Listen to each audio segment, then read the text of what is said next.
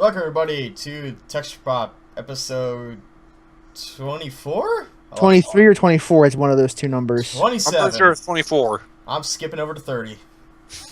Damn it. We're going back to 10 now. 23 going on 30. There's the title drop. I don't know.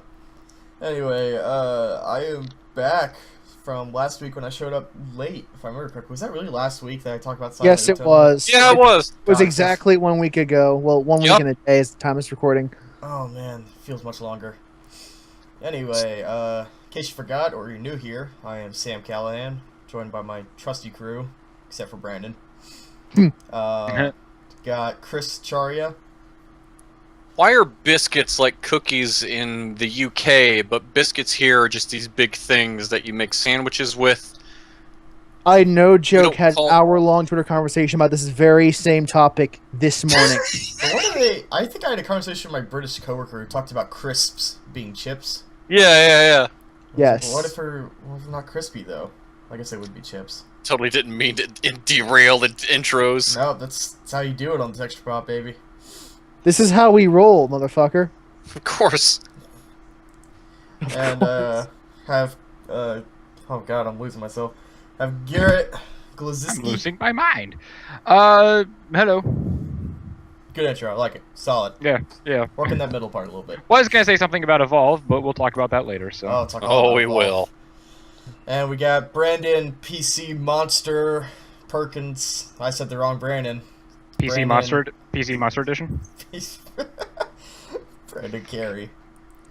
Of Looks like Interactive Sam- Friendship fame. It looks like Sam has lost his mind. What do you think, Zach? See what you did there. Anyway, I don't. so we should get right I into it. can't see. Yeah. Let's get right to the viewer question of the week. Sure. Let's do this shit. Alright. Spoiler, I already read this question, and I have no answer for it. It's gonna be great. Fantastic. Question from Brandon Adonis Perkins says, "Hey guys, Don's here with usual questions. I'm glad that the gang seems to finally all be back together again. Yeah, it's been like several weeks since everybody's been here at once. It's amazing. Oh shit! I gotta go. God damn I'm it! fucking. Podcast kidding. canceled. We're going home. I'm kidding. So anyways, to start off, what do you guys think of Project Steam? It's that steampunk strategy RPG coming from Nintendo that seems to make a lot of noise. It seems like something akin to Valkyria Chronicles, only with more Jack Kirby-like art design. With this and Splatoon coming out, it seems that Nintendo is making a serious attempt at creating new IPs. I have not seen a single thing of Project Steam. Yeah, I know nothing about it. I'm Yeah, aware I've it's taken this. a very casual look at it. I need to look a bit more into it. You should keep but looking at it. As someone who loves Valkyria Chronicles, I could go for more games that are like that. So, I'm all for Nintendo actually wanting to create new stuff. I mean, especially when like you get guys like Shigeru Miyamoto that look at F-Zero and it's like, we don't know what the fuck to do with this to keep it fresh. But when they decide it's like, let's make something new, it's like, I'm all for that. Especially if they decide, let's take some fucking advantage of this crazy game tablet and stuff that we've got. And new IP is fantastic. yeah, especially because, like I said, Splatoon looks fucking great. And it's also nice because Nintendo themselves just keep making old stuff. Yeah. There's barely anything new, so it's nice that they're making like something new's kind of in the works. Yeah. But as for like Project Steam itself, like I said, I don't know what it is. I'm just vaguely aware that Nintendo's working on it. Like whatever it is. Yeah, I've done no research into this. We're so good at answering questions. Wow, that might have been the fastest viewer question ever in the history of this podcast. Oh, don't worry, we have a part 2. Also, the most disappointing. Yes. Well, you guys ready for part 2 of disappointment? Because I also don't have an answer for this next part. Oh, fantastic. I can't wait to show our expertise in this field. I know, we're Let's so go. good. We're such great gamers. Speaking of Splatoon, any opinions? I was kind of skeptical at first, but after seeing video of the single-player campaign, the unique puzzles that utilize the game's mechanics, I'm quite excited. Thanks, guys. Donesis. I don't know anything about Splatoon either. This is great. Splatoon. I do. I mean, Uh, I thought it thank looked God. pretty cool from the Nintendo showing back in E3. Yeah, the most I know of it is from there's been like 3 different trailers that I've seen of this, and the single player trailer, like, I'm glad, obviously, Nintendo, if there's anybody that cares about single player, Nintendo is still it. But it's also good that they've made something that would be like a very standout multiplayer, and it's not just borrowing same shit from a bunch of other shooters. It's like they're not trying to make their version of Call of Duty. They're trying to make something unique. I mean, the idea of a family-friendly shooter, I'm sure people would laugh at hearing that. Yeah, I would. I would. But it's not. But here's one. It's an online shooter. It looks family friendly. I want to play it. It looks fun. I mean, the mechanic they have of because it's basically it's dudes shooting like paintball guns at each other, but like when you shoot the environment. Oh, I know what game you're talking about. I'm like, family-friendly shooter. I've seen this. Okay. Yeah. Like when they shoot, exactly because aside from trying to paint your opponents, you're also painting the environment, and the color of paint wherever that is, you can swim in it, which would allow you to go through the floor, go through the walls. Like, I don't mean like pass through, but I mean like you would go into them, and you could pull off like sick long jumps doing that. It looks incredible. It's a really cool, it's a really cool way of doing a first-person shooter, whether family-friendly or not. And I think that's the big thing people are going to get hung up on. Basically, Nintendo has made a game that uses wall hacks as a mechanic. Yeah, that's It's really an interesting mechanic at that. Yeah. That was actually a really good way of pointing it out, but yeah. Use wall hacks. And, and there's going to be a single player too, which I think is great. So, and I'm interested to see, Nintendo, it's not like they really need to think of, we gotta come up with a really strong narrative, get some fucking writers from Bethesda in here. No, that's never really been the case. It's basically just, here's the thing, and here's the excuse for the player to do the thing. Go. That's all they need. Pretty much.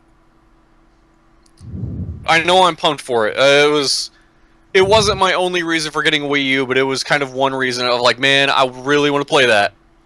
I want to play Beta too. Despite that fantastic answer, this is still the most disappointing viewer question we've probably ever had on the show.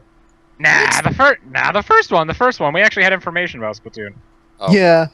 Yeah, the Project Steam. It was like, oh yeah, That said, I do need to look into that at some point. I've been dragging my feet in that particular subject.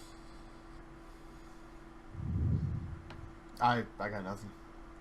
That's just the thing. It's like everybody keeps talking about these, and I'm like, I should probably spend 5 minutes looking these up on YouTube.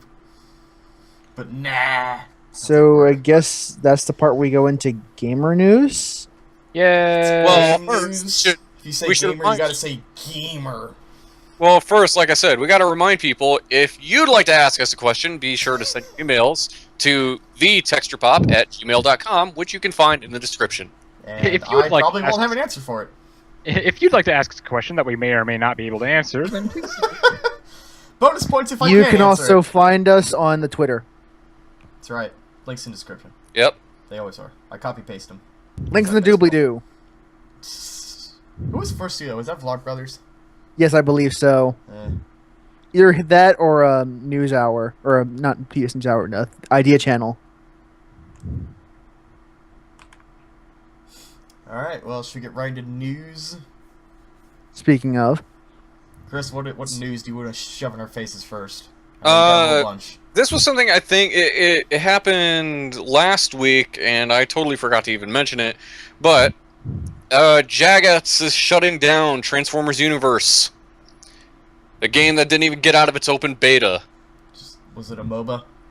Yes, it was. Okay, I'm done. Great. And the thing was, the thing Why would you was, make a Transformers MOBA? That sounds Because dumb. there's a Dead Island MOBA. There's a King Well, of Fighters yeah. MOBA in Korea. the thing was, MOBA really was a poor way of describing it.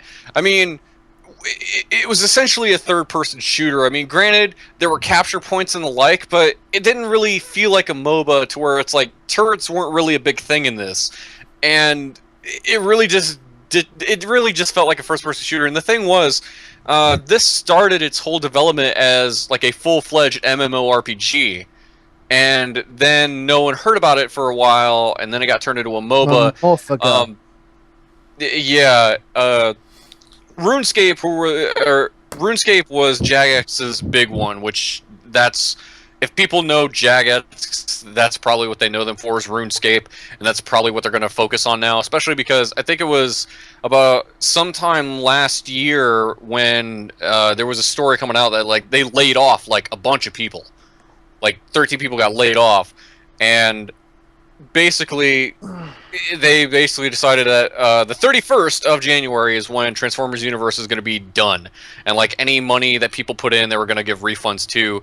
Which to get some really good perspective on this, John Burkhart, also known as the MMO Grinder, or also known as Chaos D1, he posted a video that was talking about this specifically, and he basically said like the whole thing, like why the shutdown happened and all the restructuring and everything, was basically just seemed like publisher meddling.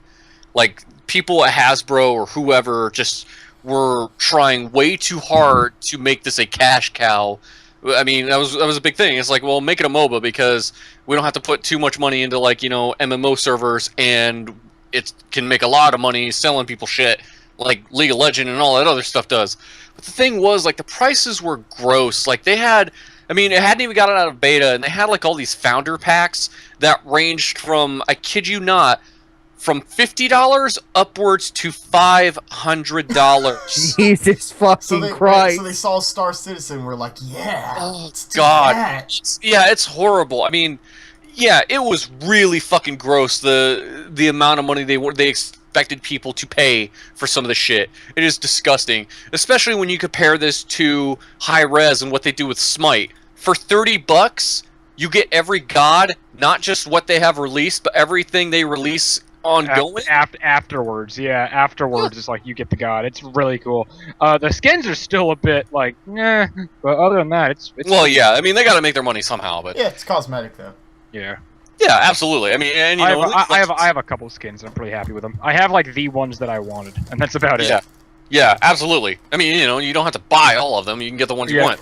Yeah, but oh no, like the ones I really wanted. There's still ones that I want that I don't have. In League, however, I'm like, that skin's okay, but it's on sale, so I have to get it now.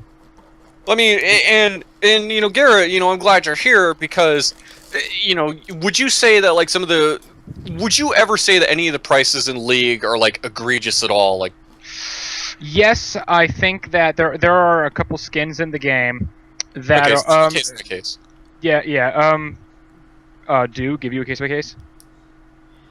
Oh, I wasn't sure if you want me to or not. But there is like what's a good example or a bad example? Like a good example is they have one skin that is $30, and it is Jesus. It is, however, people are like, it's worth it because it's a skin that evolves as you level up. What? It's for Ezreal. Yeah, like the textures change, like a whole bunch of stuff changes on it. It's really cool. And everyone's like, oh, you have to have that skin. Or oddly enough, that's like the most detailed skin, and everyone's like, yeah, that one's okay. The one everyone wants is the I skin. imagine a good amount of work went into that as far as the development side. Yeah, it's pretty insane how. It's a really well done skin, and then everyone's like, yeah, I mean that skin's okay, but the one I want is the Udyr skin. Udyr is a character who you can take either top lane or jungle. He doesn't have an ult. He doesn't have an ultimate. All four of his abilities just change the way he plays, and that throws people off. But it's really cool. He has a turtle stance, which makes him it gives him a shield, and he gets health regen. And then you have tiger stance, which is what you want to max out if you're going top lane, and that makes him have more damage, a slight dot, and also higher attack speed. Phoenix like Stance, how much is this though? Oh, sorry to cut you off. No, it's no problem. And stuff like that. Bear Stance, which is super important because not only does it give you movement speed, but it also when you hit somebody, it stuns them. And then Phoenix Stance, which burns people. So you have that one's also $30.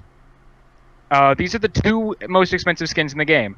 Now, whereas with the Ezreal Pulsefire skin, the one that evolves, that one you're like, well, this is a very detailed skin. This one's worth it. The other one is the one that everyone wants. Everyone wants the Udyr skin. This thing, I have it. It's not that great. Mm. He has a new outfit. He says some new things, and that's about it. He still only has one taunt. He has one joke,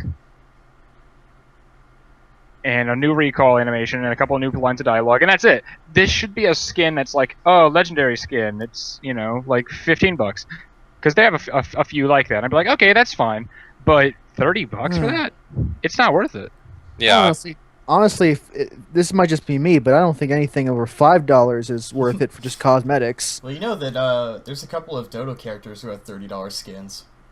Yeah, And it's it usually happens. Stuff It like happens. fire effects and other particle effects. And you know, stuff. Dota's another interesting case because, I mean, Dota is another interesting case because that's where Valve said, "Here, play as everybody," but there's so much cosmetic shit that they sell you. Like, Yeah, I think I like the Dota model personally, because they're just like, and it rakes in so much money just because they make those cosmetics so well.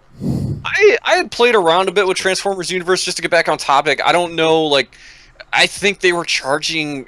Like I said, I'm not even gonna try to guess because I'm just gonna have people point me out or something. But yeah, I don't think they were exactly cheap because they were selling like all kinds of different characters. And going back to the Chaos D1 video, he talks about how like for every Autobot type, vehicle type character, there was a Decepticon of the opposite of the same kind. So that it felt balanced and they didn't feel uneven. The thing was, if you bought the Autobot character, that doesn't unlock the Decepticon character. You have to buy them both separately, which I think is stupid considering, like, this, again, this felt more like a class-based shooter than a MOBA. So, yeah, I mean, I'm not going to miss it too much. If I want Transformers multiplayer, I play either War or Fall or Cybertron, because those games were pretty fucking good online. But yeah, as far as like this was, this just seemed like it was an example of free to play that was done horribly wrong. So that's all I got. Man, there's been a lot of MOBAs that have died out lately. Wasn't Dawn Guard the other one that got? Yeah, Dawn Guard, that was another one, and that one seemed okay. That one seemed like it just seemed like EA or whoever like just lost interest in it and just felt like we can't. It's like we don't know how to make. I think the thing with that one, sorry to get off topic, but the thing with that one was that they were taking player feedback very seriously and they were trying to do stuff that players wanted. But what players wanted, they wanted it to be like League or like Dota. And then when they looked at what they had done at the end of it, they were basically like, you know what? This isn't what we wanted to make to begin with. Sorry, but we're just going to pull the plug. Like, fucking, what have we done? It just seemed, yeah. Yeah. Yep. MOBAs. Yeah, Transformers. MOBAs. That's done at the end of the month, so that was all. MOBA. They actually had a good Transformers game. It was Age of Cybertron or some shit. Yeah, that's what I was mentioning. Like, War for Cybertron and Fall for Cybertron, which was the follow-up. And both of those had excellent multiplayer. Yeah, you don't need to make it a fucking. You don't need to make it a MOBA. No, man, it's gotta be a MOBA. Like I said, though, it reeked of team-based shooter. It just totally like Monday Night Combat or Team Fortress or something. More like Team Fortress, actually.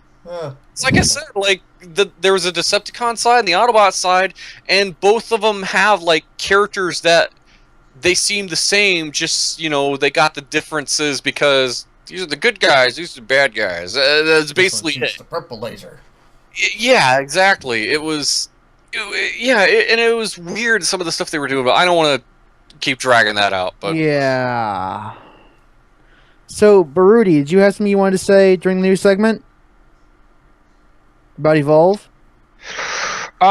Shit. All right. What do we talk about? I guess I've been playing it and been having a lot of fun with it, but I guess the main thing that we need to talk about is the DLC or the expansions. Where should we start with that?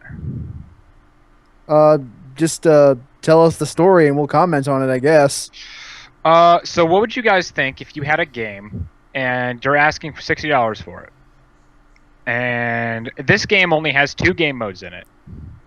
It's not that big of a game. What you offer in your game isn't bad.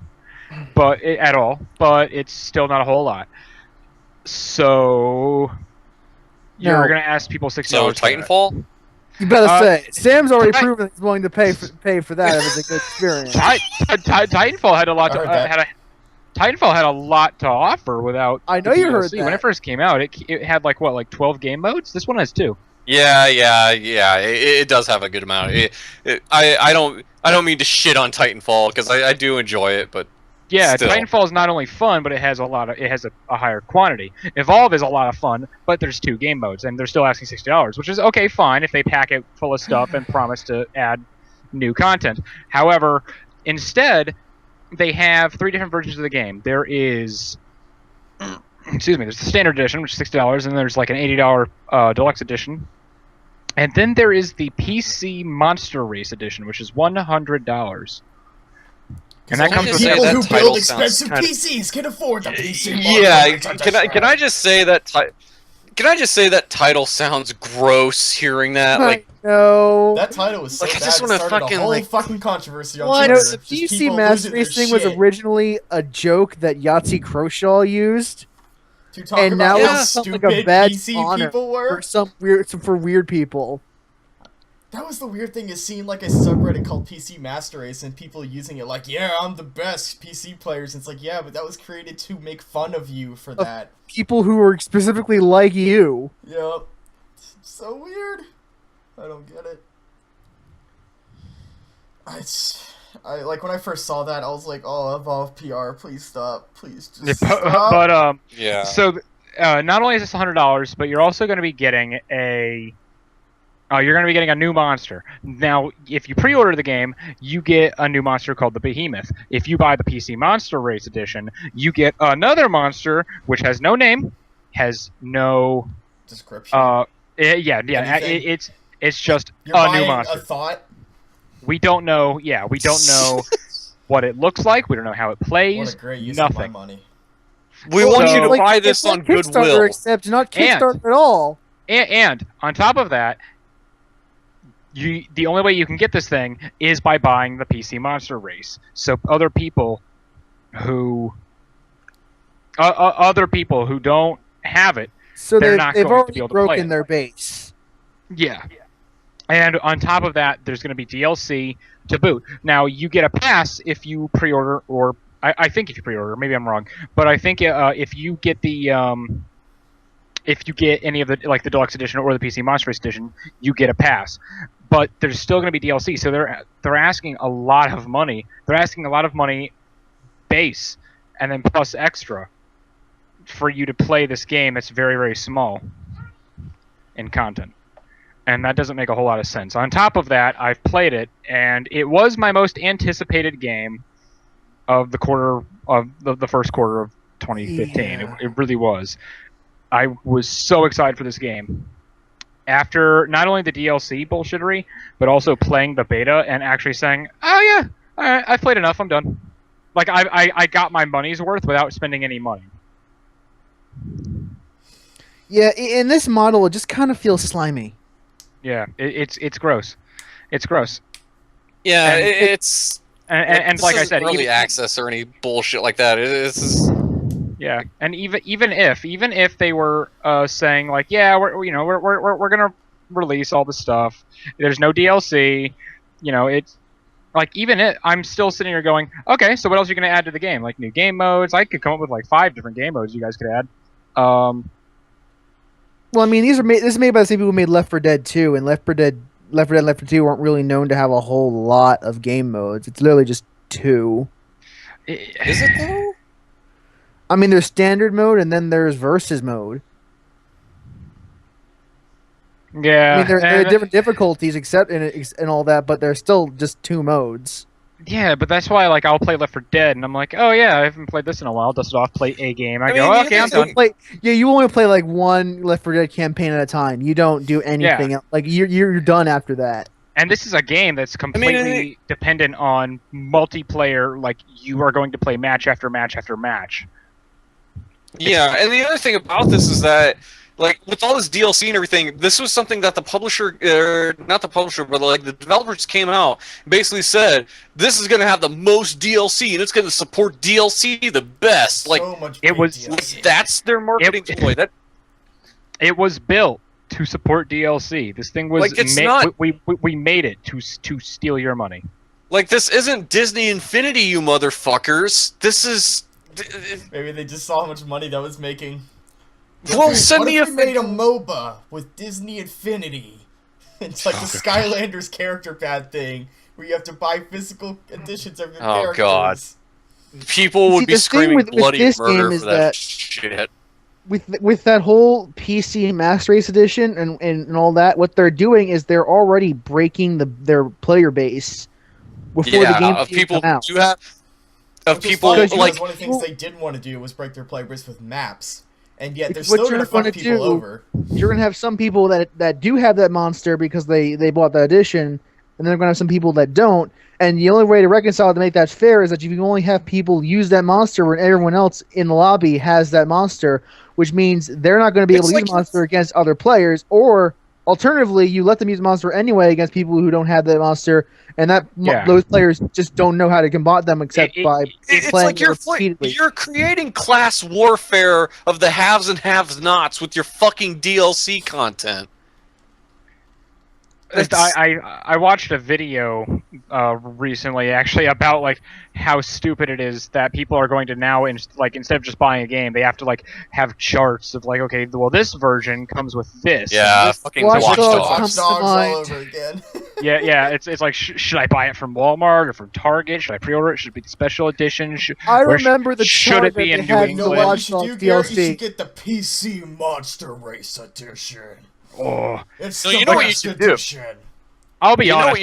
what you I completely fell for that shit and ate it up at first. I was like, oh yeah, PC Monster Race, hell's yeah. I just looked And at then that I thought- and and then I was like, and then I "Oh, thought about it. God, What has gamer And then I- culture become?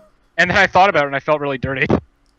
You know what Gaming you culture has should become what it's been for a while now, which is a bunch of memes. It's Yeah. just, What I you should hate it. do is wait 10 to 12 months for the Game of the Year edition to come out, which Yeah. What happened? I think we lost Chris. Oh, I thought it was me. Oh, did you lose Chris? Oh shit. Well, as he said, yeah, wait for the Game of the Year edition. Yeah, that sounds about right. You know, the best part is Yeah, we come back and totally just lo- still be talking. Chris, are you there? yes. No, you were gone. Oh, you Oh. were, yeah, You were in the- yeah, you were you, speaking to the yeah. void. Yeah, you Yeah, totally well- went to the ether for a second there. Oh, as I How was was it? saying, you get the Game of the Year edition that's like, here's the $60 version of the game that has everything. Remember that edition that cost $100? This one has more for less.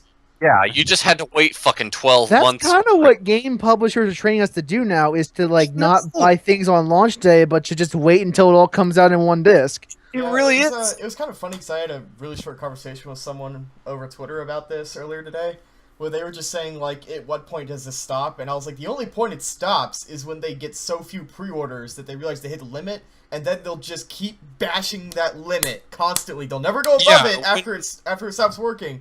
But when the they'll market, constantly do as much as they possibly could squeeze out and still get sales. like when the market analysts and all their bullshit finally see data that says, "Oh, hey, people aren't willing to pay for this anymore." Yeah. That's I mean, basically yeah, it. One step that's back and their they job. will just cement themselves in there. I mean, there are a It's bunch of so- market analysts and all these companies saying, It's "Oh literally yeah, graphs. they'll buy X amount, but not Y amount. Don't go over Y." Yep. Just keep it X.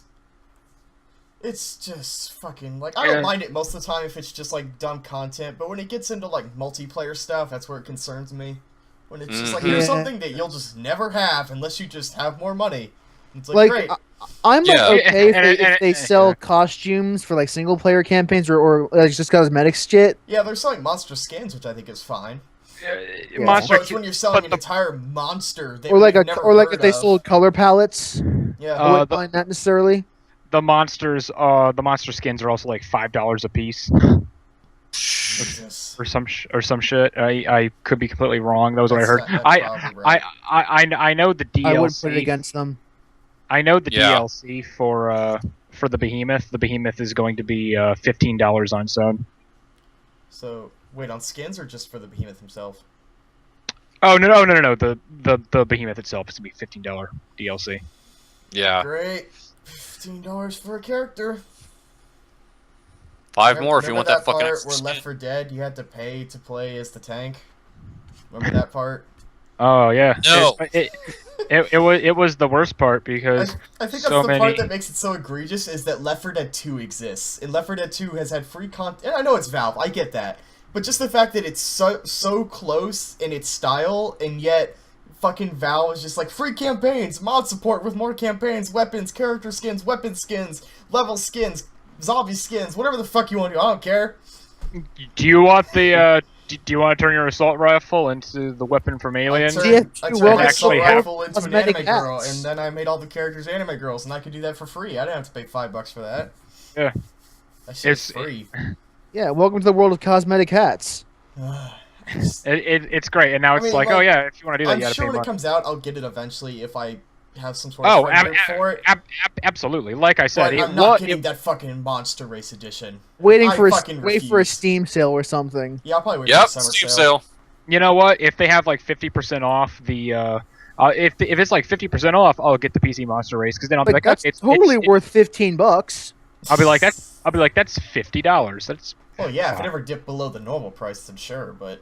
Yeah, I'd be like, that's fine. I think the $50. secondary thing is it's one of those games that requires a group, and I don't necessarily have a group who is See, going to that's play why. a Like, full-on PC game. I'm not paying any more than $15 for a game I might not be able to play regularly.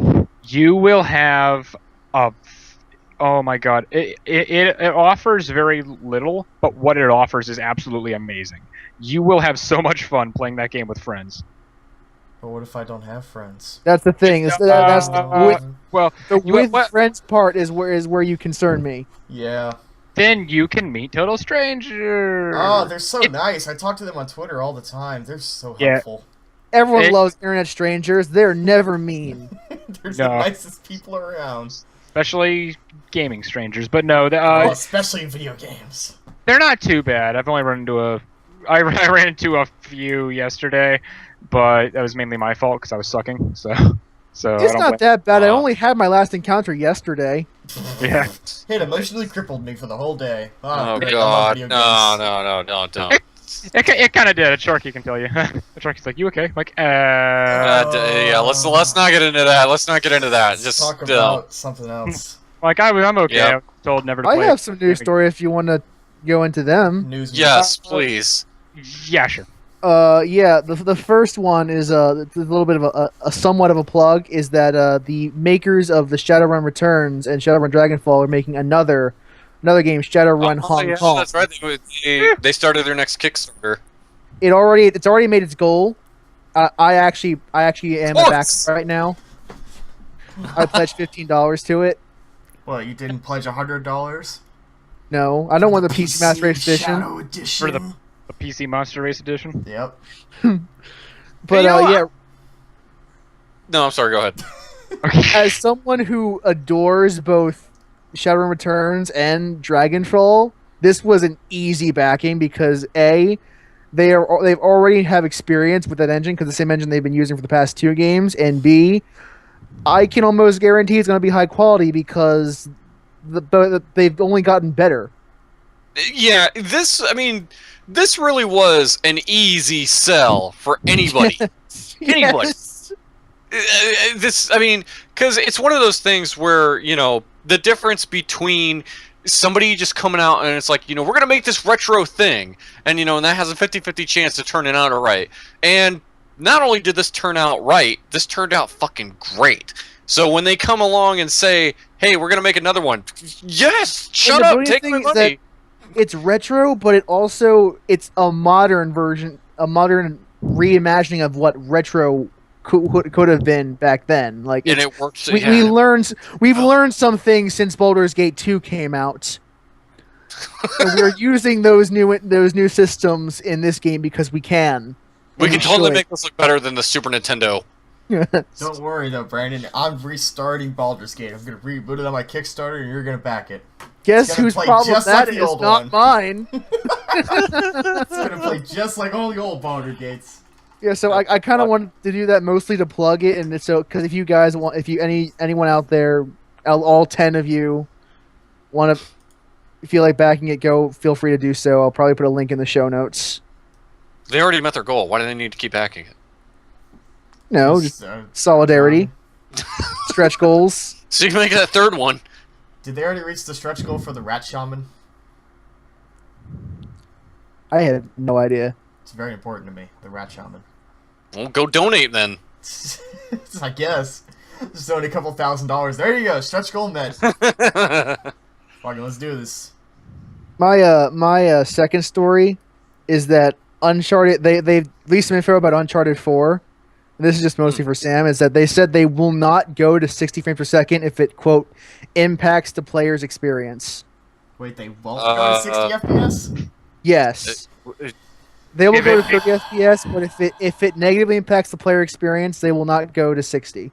Can I just say that we've had developers fucking chomping at the bit for new and more powerful hardware for a good long while, haven't we? Couple years. Fucking Epic and Ubisoft and all these motherfuckers, and now they want to act like 60 FPS is a hard thing to do. What are you doing?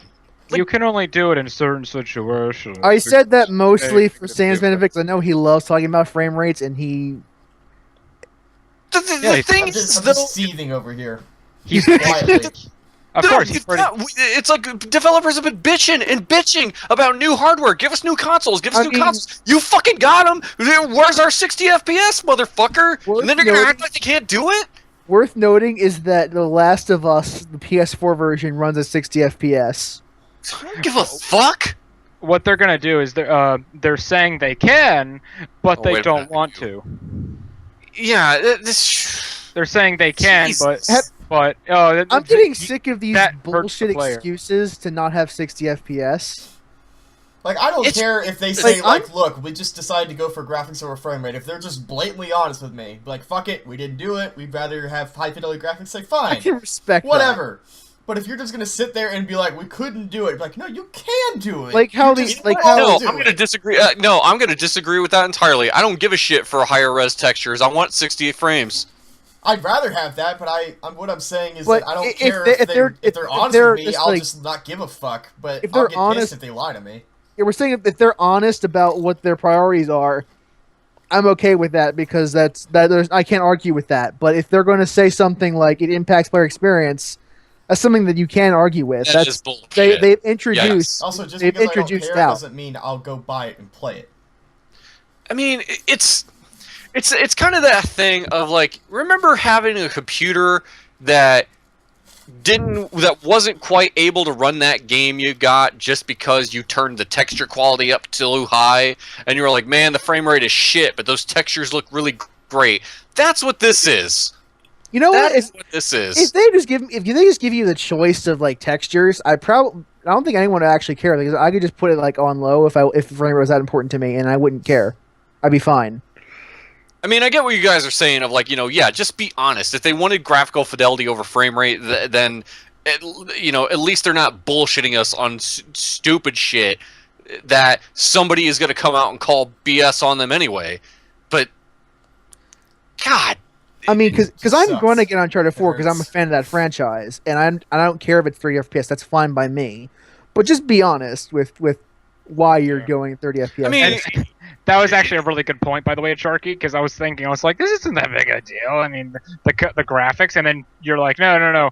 When was the last time you were like, oh man, my FPS is shit, but the graphics are nice? I'm like, yeah, exactly. That's a good point. Fucking- Yeah, there was I was gonna mention something and fucking lost my train of thought. I'm just pissed. I mean, that's this is like what we kind of expected was going to happen in the next generation, but we didn't want to happen.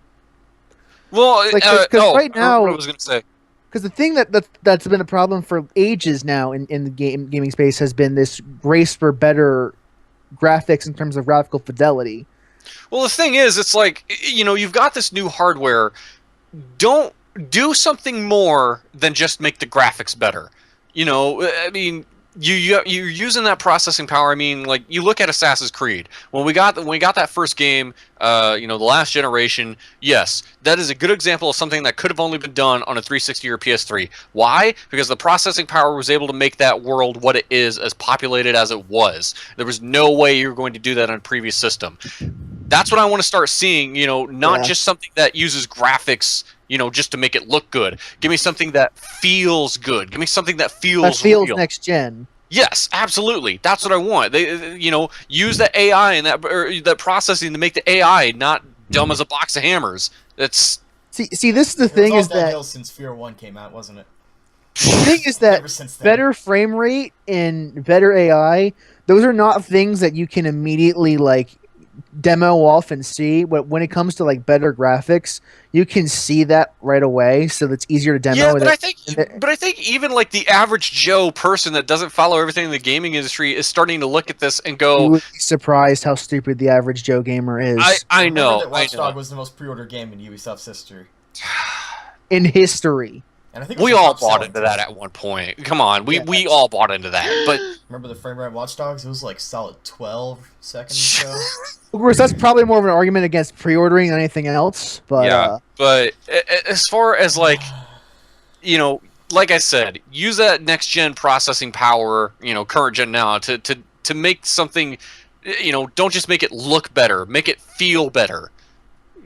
And what I was going to say earlier, it's I enjoyed DMC Devil May Cry, even though that thing ran at 30 FPS on a 360, but I still had fun with it.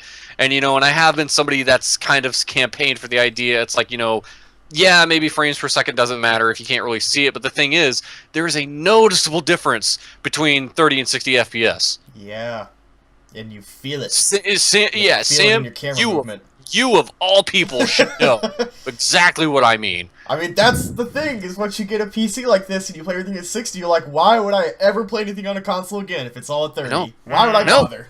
I know. I just realized how wrong I was, a lot in life, because I used to be a console guy, and then I moved to PC. I'm like, oh shit, and then going back to the Evolve thing real quick, I was like, I'm totally gonna buy the PC Monster Race, and I thought about it. I go, oh my god, I'm a horrible person. So. I mean, real quick, just as a fun side note, FPS means so much to me that I found a command line hack for Dragon Age Inquisition to make the conversations play in 60 FPS. Because they play in 30 by default. Yeah, they do. And it looks awful. It is such an easy way to demo somebody. Dude, that makes... it is an easy way to demo 60 versus 30 to somebody, is just have them walk around in Dragon Age and just look at the camera, and then have them go in a conversation, be like, why are they so choppy? It's yeah, because it's in 30! It's only slightly higher than a film. And I have one more story before we can wrap up my portion of the news segment. Sure. Is you guys know about Life is Strange, right? The Yes. new It's a sort of Telltale game from the guys who made Remember Me, Don't Nod. Yeah. Dot Nod. I always called them Don't Nod. Whoops. Yeah. And the story I have is a report by them that the reason they went to Square Enix to publish this over all other publishers is because when other publishers looked at the game, the other publisher said, "Why isn't the protagonist a man?" Right, they were the only publisher they could find. And Square Enix was literally the only one they went to that said, you can have a male or female. I don't really care." Yeah, this was the problem they also had with Remember Me. And Capcom was the one that allowed them to do it. So it kind of surprises me that all of a sudden they had to go to a different publisher. I mean, granted, maybe Capcom didn't do well, and Capcom just said fuck it. Yeah, I can understand. I mean, that. They'll probably have more success doing an adventure style game than they did with Remember Me, because Remember Me had several problems with the writing. Wasn't really one of them. They have good world design and such, which I think will benefit an adventure style more, and their combat was pretty bad, their general gameplay, so the less it wasn't bad. It's just when you compare it to the genuine Arkham Asylum style feel, it just doesn't feel right. But I feel this suits them better. Of what I've seen of it, it looks like it really suits their studio better. Yeah, this is something that they were probably better off doing. Yeah, like not even compared to like Arkham games, but like any like character action or anything like that. Like Running for Me felt super clunky, but I didn't hate the game, and I'm glad that Nod didn't just fucking fall apart as a company and just get disbanded. It's I'm glad really that surprising they didn't shut down after that. Yeah. I'm glad that they still get to exist and that they still get to make stuff. Like, yeah, I really hope that game's great because everything I've seen of it I want to love. It seems like these are I'm excited for it. It seems like these are the guys that if I want more weird shit in like the mainstream market, these are the guys that are going to deliver. That's my source. Yeah.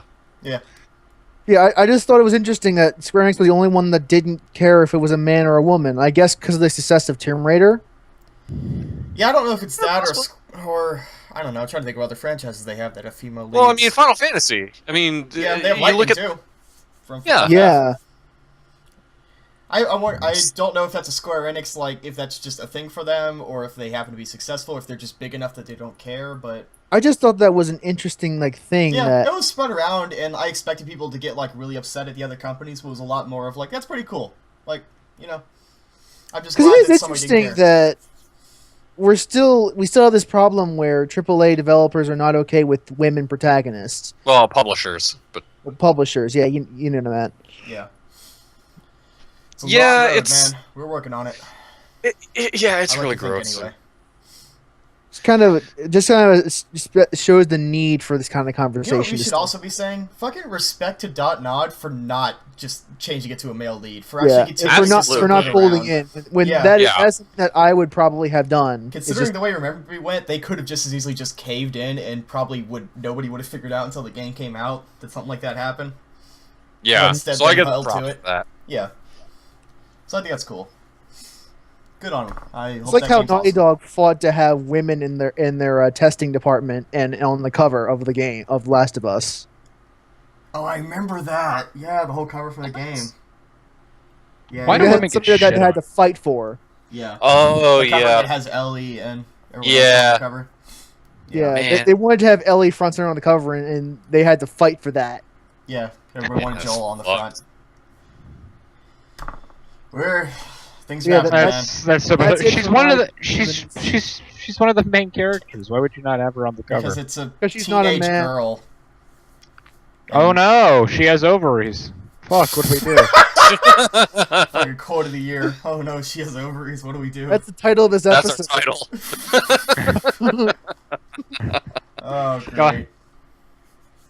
Well, yeah, that's it. That's all I have for news this week. So I think that should wrap up news. Cool. Yeah. All right, should we get right into it? Yes. Sure. Whose shenanigans are first? I guess I have to decide. Fucking Brandon. Fucking host. Of course you decide. Brandon. Okay, me first. You asked for it. I'm sorry in advance. I'll be back in just a sec. Oh, okay. Let's see what you're doing. Oh, you know what? While you're talking, I'm gonna leave. Bye. Just start So, talking. Are we still recording or? Yes. We're totally still Okay. recording. So All right, I wasn't first, sure. yeah, you go first, Garrett. All right. Well, I guess I've been playing Evolve, and really quick, I was gonna end with this, but I'll do it now. The game is fun with other people, but it's much more fun with friends. Like a lot more fun. But it's still fun with people. But if you don't have friends, then there's not a whole lot of point to getting it. Other than that, so if you're out there, Jimmy, don't play this game. You don't have any friends. yeah, you don't have any friends. No, If you your just name play. is Jimmy and you're watching this, I sincerely apologize. It was a joke, but yeah. So if you don't have any, if you don't have friends who are interested in this game, you can still play it with other people, and it's fine. It's just it's a lot more enjoyable with people. Destiny. Yeah. No, that game's just not enjoyable. I'm not getting into this. Let's. But I've also been watching a few films. I bought a couple. I bought what did I buy? Let me look. I bought Blue Ruin, which is fantastic. I've heard of that. It is about this guy goes to jail because he murders this dude's mom and dad. Oh, that seems like And a good then- enough reason to kill somebody. And then he and this dude that the guy whose parents were murdered, he's homeless and he's like sleeping in his car, which he names Blue Ruin. And he's homeless, he's a vagrant. And a policewoman shows up, a police officer, and she tells him, "Hey, I figured you needed to know the guy who murdered your parents is going to be released today." So it's a vagrant story. Yeah, and so he goes to the guys. I'm not really spoiling anything because this is in the trailer and all that. This is what sets up the story. So he goes and he watches the guy get out of jail, and he has a breakdown, but he ends up following the guy to a bar, follows the guy into the bathroom, and stabs him in the neck with a fillet knife. Probably rightly so. A fish fillet knife. Gets away, a bit kinda, and people track him down, and they start going after his sister and her kids, and he starts calling in favors like, "Hey, I need a gun," and he fucking. They're tracking him down, and he's tracking them down, and he just wants to. And he just wanted to kill that one guy, and now the whole family's after him, and it becomes like this cat and mouse game where everyone's the cat and the mouse at the same time. It's pretty fucking like they're all hunting each other. It's pretty intense. It's pretty realistic and gritty, and I really liked it. It was really well So it's done. a vagrant story. Well, there's a vagrant in it, but I don't know. Typically in vagrant stories, I don't think people are getting stabbed and shot. Are they? Well, no, I don't think anybody's getting shot because I don't think there were guns in that game. Oh, it's a game. I was like, I'm sitting here like, is it a genre? I should know about this. I love movies. No. Brandon's the only one that knows what Vagrant Story is, and so do I. So Fuck is it? If you know it, then it doesn't make me the only it was one. It was a PS1 JRPG. Yeah. But so it's a really good movie. And then I got I got Gone Girl, which I don't need to explain. Whoa, yeah. Gone Girl is goddamn fantastic. I saw that. I saw it in theaters. Never read the book. My friend Ben read the book, and he was like, "You have to go see this in theaters." And there's a moment in the film. I won't spoil what, but I noticed that my friend turned to look at me, and I was like, "Why is he looking at me?" And then the moment happened, and my jaw just dropped, and he just starts laughing in the middle of the theater. Middle of the He's like- theater. He's like, "Yeah." I'm like, "Oh my fucking god!" Oh man. It was insane. Like, and as the whole thing like gets like just like this person keeps talking and the whole thing gets unraveled, I'm like, oh, like just eyes get wider, mouth drops further. It was really, really well done. It's a fantastic film. If you haven't seen it, do yourself a favor and do it because it's fucking fantastic. God, that reveal was great. But anyway, so shit, what else? I got Gone Girl. I got Blue Ruin. I got. Hang on one second. Okay, good. I'm safe. I bought a few films. I bought the Criterion Collection version of The Man Who Fell to Earth, which is David Bowie plays an alien on a rescue mission. He's coming to Earth to get water. What? And David Bowie is an alien, and he comes to Earth to get water. How is an alien? That's true. How old is this movie? Let me look at it. Hang on. By the title, it sounds like almost like 70s or something. I was gonna say, like, I've never heard- 1976. Oh, God, 1976. I need to track this down now. This sounds amazing. It's really, really good. I got the Criterion Collection, so it comes with a booklet on the making of the movie, and it's so he comes to Earth to get water and bring it back to his people, and he gets involved in our vices, our sex, our alcohol, and it's really good. It's Our really sex. good. Our And sex in particular. He's It's David really- Bowie. He's not gonna have sex with them. It's fucking it's good. It's surreal as hell. Like it like sometimes like in a conversation it'll cut to like scenery, but it looks like it's on like a shitty old like VHS recorder. Like you can see the static and stuff on it. It's like what Oh, the man. hell? It's really artsy, but it's really good. I bought Snowpiercer. Ooh, that's a good fucking movie. Yes. It is really good. That is in the future. Global warming. People are freaking out about global warming, and so they say we're gonna make this machine, and it's gonna go up into the atmosphere and cool everything. And it does. It does it too well. It causes an ice age. Everything outside dies. Everything. Luckily, sort of, there was this guy who really liked trains. He had like a fetish for trains, and he's this great engineer, and he builds this train called the Snowpiercer, and he says, everyone get on, this is like a Noah's Ark thing. The more money you have, the more you pay for the ticket, the higher up the train you go. And the higher up the train you go, the more there's like, it's like sex, drugs, and rock and roll. In the back, it's poverty stricken and fucked up. And so this whole film's about class warfare. So you have this train that is going through this landscape. So people are trapped on the train, and eventually the people in the back have enough, and they fight and revolt and try to take the front. Yeah, essentially, I kind of like the way Movie Bob described this movie. It's the Hunger Games, except it takes place on a train, and instead of Mystique from the new X-Men movies, you get fucking Captain America. Yes, and it deals with some pretty intense shit. Like, I was like, overall, like, I was watching it with... Yeah, instead of a shield, he has a fucking hatchet. Yeah, he has a hatchet. And he has a hatchet and a monologue about cannibalism. And it's insane. Yeah, that monologue, like all the violence, I was like, oh wow, that was pretty violent. What is wrong with cannibalism? What if I want to eat human flesh? What's the problem with that? Well, according to Captain America, babies taste the best. So. Oh my god! Yeah. I'm not. Yeah, that whole monologue. He's like, I know what people taste like, and I know that babies taste the best. I'm like, holy shit! Jesus. It's and then he goes on about this story. Like, this guy he ends up saving one of the toddlers and cuts off his own arm. And he's like, eat this, and it's like and he has a scar on his arm, and that's like he tried cutting off his arm, but he couldn't make the sacrifice. I'm like, damn.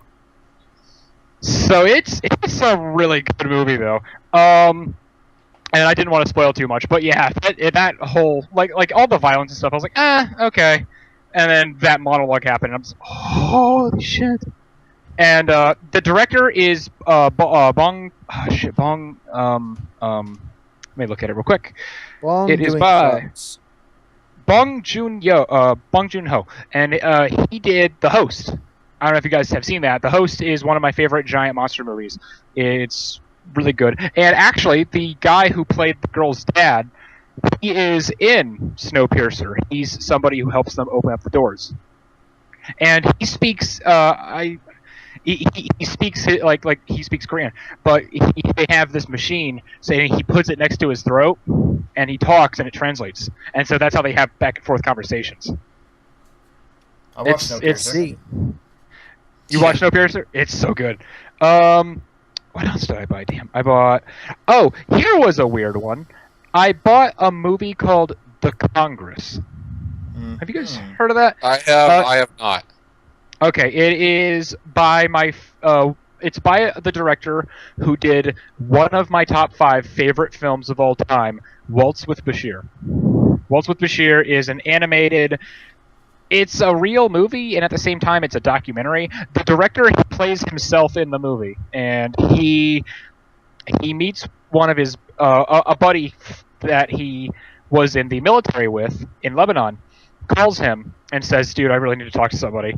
And they show up at a bar, and the guy's telling him about this recurring nightmare where 12 dogs are chasing him down the street, and like they run down the street, meet him up at his apartment, and they want to kill him, and he's like, every single night? Yeah. And they so he asks him, so what do you remember from the war? He goes, nothing really. And so he goes on this journey talking to all of his old friends from Lebanon, from the military, trying to piece together where he was and why he can't remember things. And people are like, yeah, you were in my platoon. You followed me all around. Don't you remember? He's like, I think so. He's like, yeah. And then we were on patrol, and there was this kid with an RPG, and we had to take him down. And it's just it's great. So it's a movie where he's going around and meeting with his friends, and then he'll sit down and talk to them, and suddenly it'll come to a documentary where he's having an interview with them. And it's it's really good, and at the end you find out why his memory has decided to it's basically saving him. It's repressing these memories because he was involved in an incident that was like really fucked up. And it's the director playing himself, and it's based on a true story. This actually happened. He decided to make a movie about it. He also made an actual documentary where he interviewed his friends called Lebanon. So wait, was the director, did that true story happen to him? Yes. And then he was, and they're like, "You make a movie?" He goes, "I do. I make movies. I'm gonna make this a movie." Okay, I was gonna say that would explain why he cast himself as the main character. If it was Yeah. Yeah. Anyway, he directed this movie called The Congress. It stars Robin Wright. You guys have, it's Buttercup from Princess Bride. You've seen Princess Bride. Yep. Yeah. Yeah, I was I about to say you can't tell me you haven't seen that movie. Inconceivable. That movie's great. You But use that word. I don't think it means what you think it means. my name is Antonio Alban. You killed my father. I've had to die. I've had to die. There's like a million fucking quotes from that movie. That whole movie. Every quote in that movie is quotable. Every single one. Yep, and it has been quoted into infinity.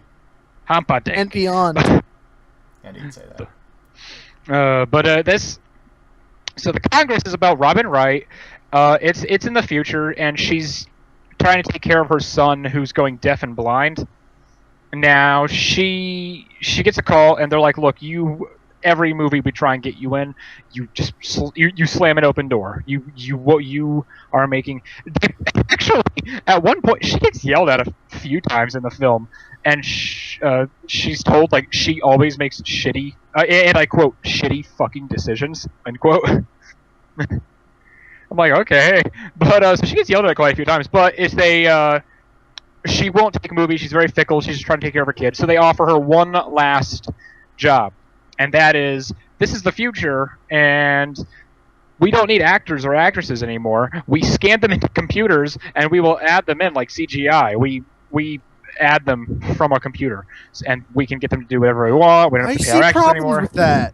Yeah, we don't have to pay them. It's like, okay, so what do you want to do? Well, I want her to. She's gonna run this way, and then she's gonna look left, and then she's gonna cry. It's like, okay, so we don't have to worry about an actress not knowing how to cry. Make her cry. Add it to her. Done. And they scan her, and she accepts, and that's supposed to. It's very inconsistent because that is dropped like not even halfway through the film.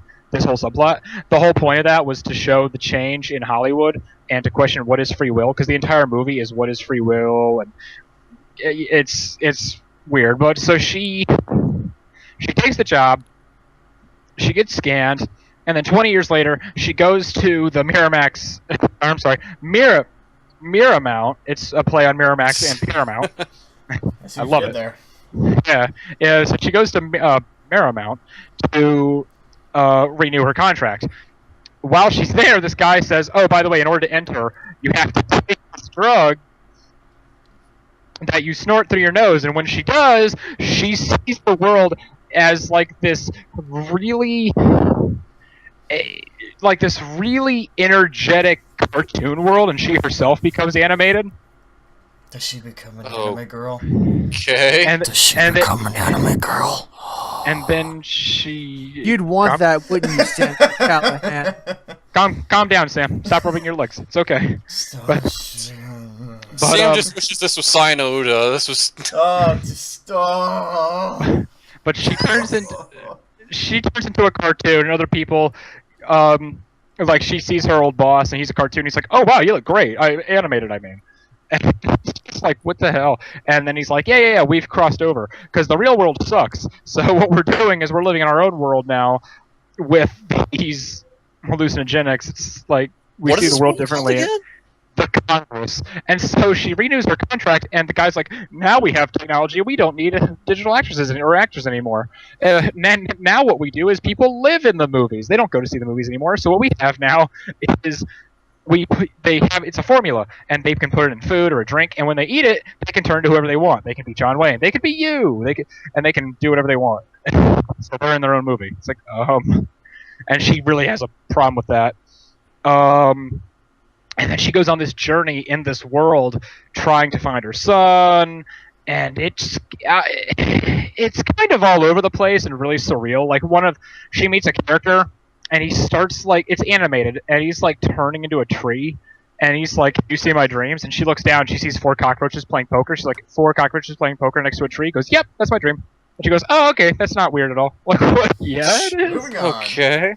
It's a weird movie. It's a dream within a dream. If you can sit through something that has a message and is really surreal, and at times you're like, you have to like really think about what you just saw and kind of piece together how it makes sense in the story. See it. If not,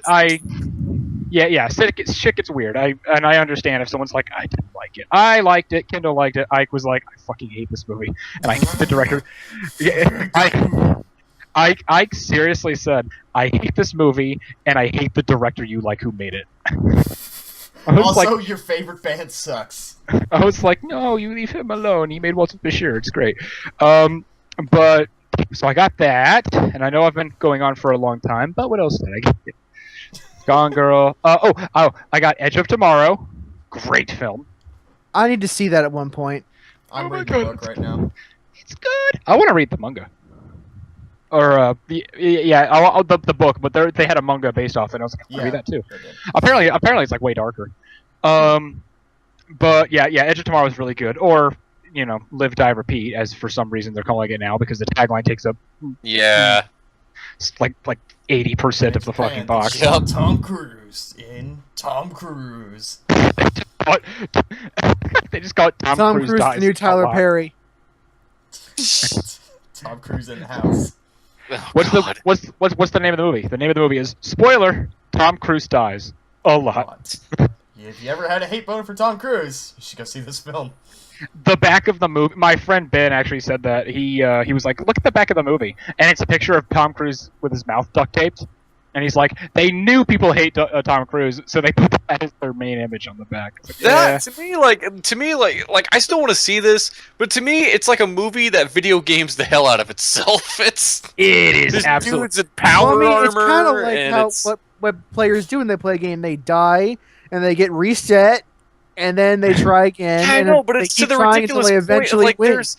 But this is a ridiculous point. Like, there's dudes in power armor, and it's fucking advanced warfare. Like, what the fuck? Like, we're winning after Kevin Spacey. It's great. But I got 2 more movies. I got Godzilla, the new one. I got Godzilla. I got the 3D version and all that. And then I got something. Not only to make my dad happy, but also because I really wanted this movie because it's really good. And my dad has it, and I said, hey, can I take this with me? He goes, no, I watch that every year because I was there, and 2 of my friends died at the incident, so I watch it every year to commemorate them. I was like, oh. God. The movie is Black Hawk Down. Oh. Yeah. Yeah, and I was like, okay, I won't take that from you. So I bought the exact edition that my dad has, the 3-disc deluxe edition. Damn. Yeah, because FYE is going out of business. And I got all of that for 60% off. Jeez. I spent all of that I got for like $30. I was like, yes, please. Damn. So that was pretty awesome. But yeah, I was like, can I borrow this? Dad's like, no, because I watch it every year on like the anniversary because my 2 best friends, like 2 very good friends of mine in the military, they died at that incident, and I was there, and that was all fucked up, and I have a lot of feelings about that. I'm like, okay, you can have it. Sorry.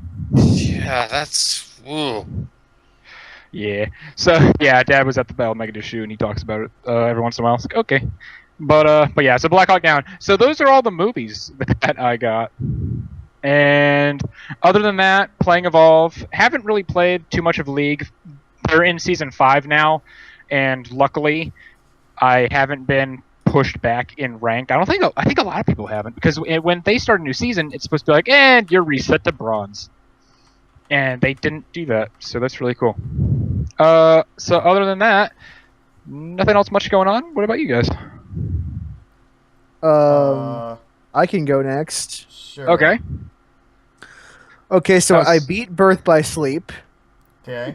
And I don't That's want good. to talk about the Kingdom Hearts plot because that's going to take the No, entire next hour or Fucking so. You know what's so- funny is I have a friend of mine talking to me on Twitter right now. He's like, "Why don't you get about the Kingdom Hearts story?" And it's like I can't even explain what I don't understand about the Kingdom Hearts story.